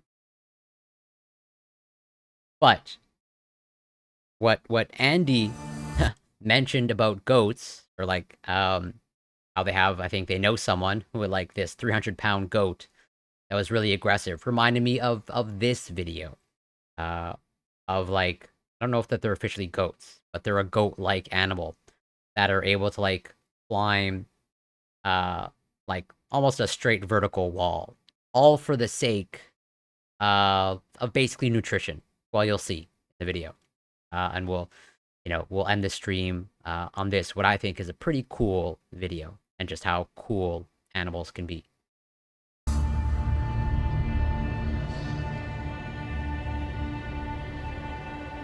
The rock that was used to build this dam contains essential minerals that have been dissolved in water. Minerals rich in the calcium that these animals need to stay strong. And they'll scale a dam to get them. Like, this appears to be crucial to their survival. Basically, they're their only source of this nutrient. In una situazione estrema, diciamo così, di ripidità, la possibilità di leccare del sale è una tentazione fortissima. Without these salts and minerals, their bones won't grow, their nervous systems and muscles can't function. Movement and coordination can falter. Io ho abbastanza paura quando sono in situazioni molto ripide e guardo verso il basso, non sono di certo uno stambecco.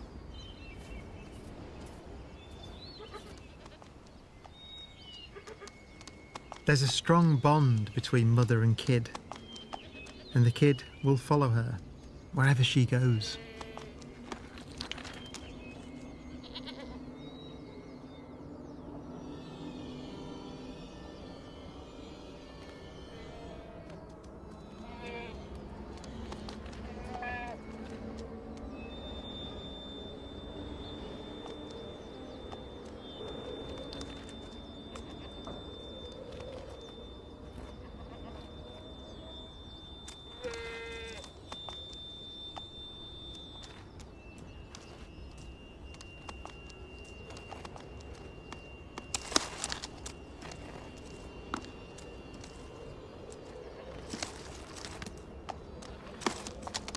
It's like nerve-wracking to me, even just like watching them scale like this pretty much completely vertical wall.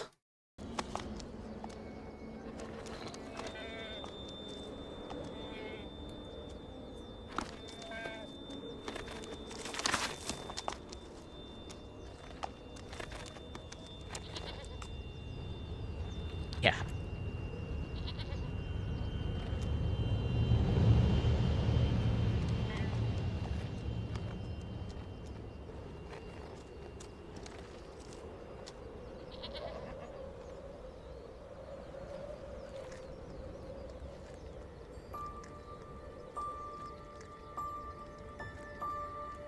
The ibex eventually make it to the prize.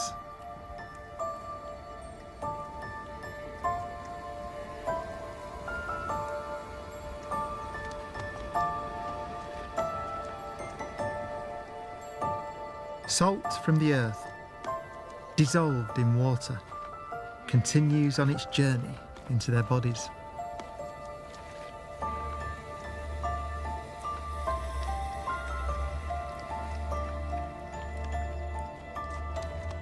Where it's used in the nerves and muscles that control dexterous pincer-like hooves.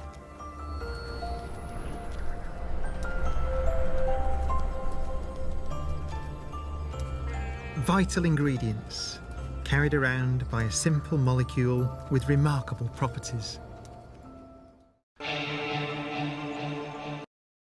crazy. And I don't know, when it zooms in on like the hooves of that whatever ibex, it doesn't look like it'd be great for gripping. Even like whatever, a stony vertical wall. Like it's, I don't know, it just like looks like it would slip easily, and yet it doesn't. I'm also curious of like, how often do they need to like do that trek up that wall? Like, do they have to like do that daily? That seems like wild to me. Like if it's like once a week, that seems reasonable. Like every day they just like gotta go up to like lick some salt water. Like, I don't know, that's a pretty I would consider that a pretty miserable existence. Yeah, exactly. Going back to the research, like, they clearly have some special adaptation to, like, grip strongly onto that wall. Is canine dogs considered animal exploitation? The police take good care of raising them and train them for their job. Okay. No. Not that I obviously don't speak for all vegans, because I'm technically not vegan, you know, just a vegetarian. But I think most vegans would be okay with, like, training dogs, canine dogs, for police work, you know? As in, like, they basically can't be replaced with, you know, other things. Like, the canine dogs do a very specific task, and, like, that's irreplaceable. As opposed to, like, the vegan argument is, like, people in the developed world, like, they don't absolutely need these animal products. And so if you can go without, then it becomes sort of like a moral obligation to make different choices. Or can animals and money be used if that field is heavily regulated? I think generally speaking, again, I don't speak for all vegans, but most vegans want to pretty much, ideally, like, move in the direction of, like, not using any animals for any human purpose. Like, as in, okay, where would canine dogs be no longer okay? If for example, you know, we often use dogs to, you know, search for drugs. If there was a certain device that we've developed, okay, that can detect drugs equally, if not better, than the canine dogs, okay, that's where it becomes, that's where probably most vegans would take issue with it. Of like, hey, why are we continuing to use these dogs if we have something that's equally as good or better? And on the topic of canine dogs, let's see if I can also bring up more research.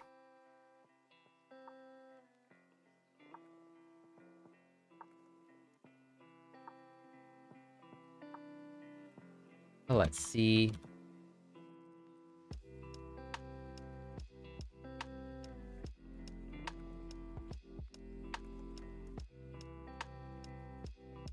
And to, you know, hopefully tie it all in together with other things that I've covered.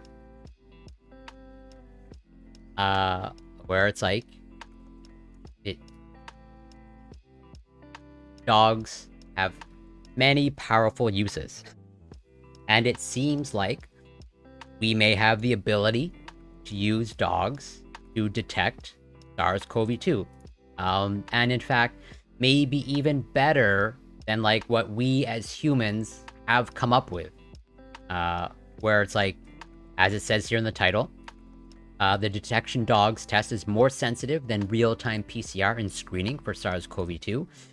And real-time PCR, like, that is the gold standard of testing. Not 100% perfect, okay? But in terms of the available tests that we have, the real-time PCR is like the best one. And it's like, oh, it seems like we might have the ability to train dogs to be a better detector than like our gold standard of current testing. That's pretty cool. I am not saying that, you know, we should start using dogs to detect SARS-CoV-2.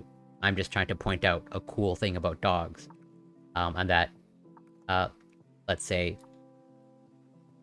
I would only be in favor of using dogs to detect SARS-CoV-2 if, like, you know, it's not just better, but like supremely better than the real-time PCR. Like, it has to have basically like 100% sensitivity ability. Like, it just has to be like miles and miles above our current testing methods in order to justify that. And also, like, you know, we actually have to train these dogs. Like, it's not like we just like get any old dog and we just have them go detect COVID. It's like they are being trained, and like that training is like not like whatever, a couple hours. I'm pretty sure it's like days, if not weeks, of training. Yeah, I wonder what they smell. It's an excellent question. Maybe I'll attempt to go through this on another stream. Well, you can see here, training stations. So yeah, training stations, like they have to be trained. Training of dogs, 3 stages. Training search pattern on yes.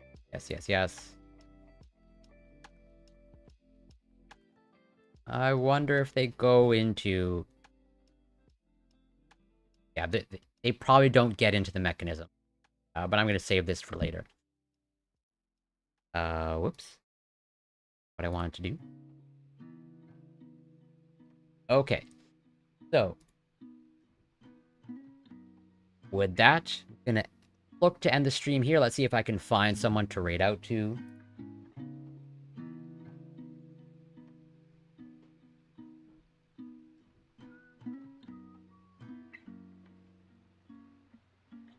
I believe we're gonna raid out to Squidadere. What if animals want to do competition? I know they can't verbally say yes or no, but humans who are competitive, right? So that.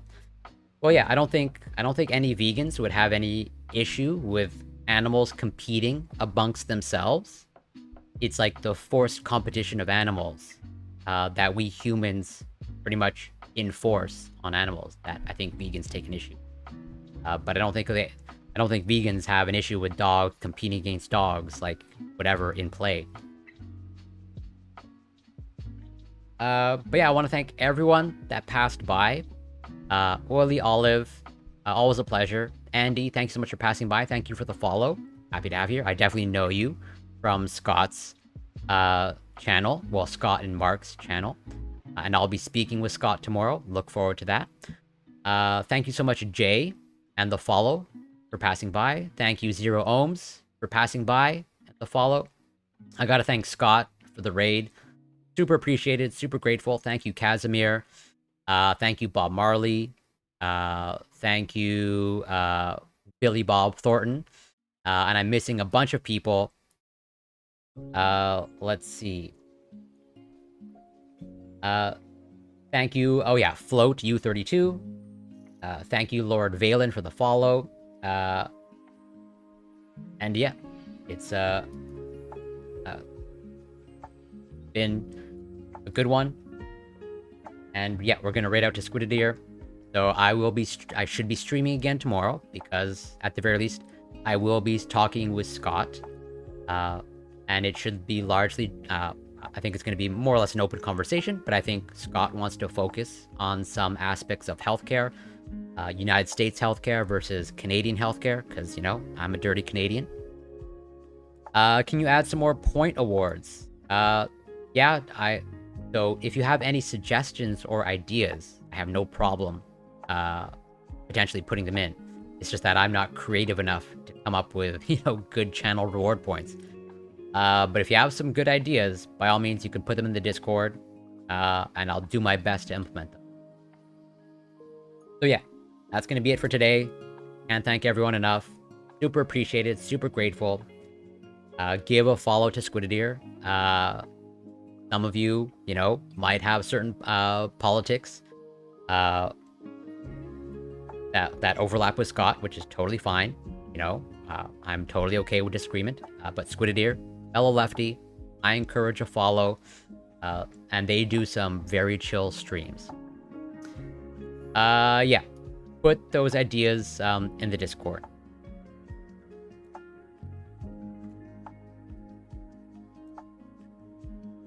Oh man, my raid not go through. 1 second.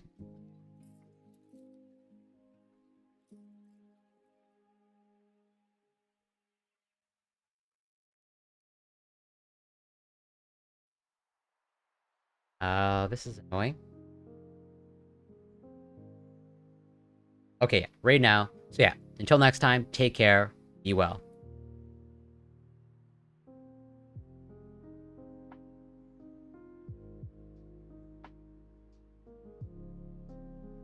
I don't fucking remember it anymore. Corey Campbell. Play Whip It! No. Play Ooh, the just get a good quickly. jam. Welcome, Ryder.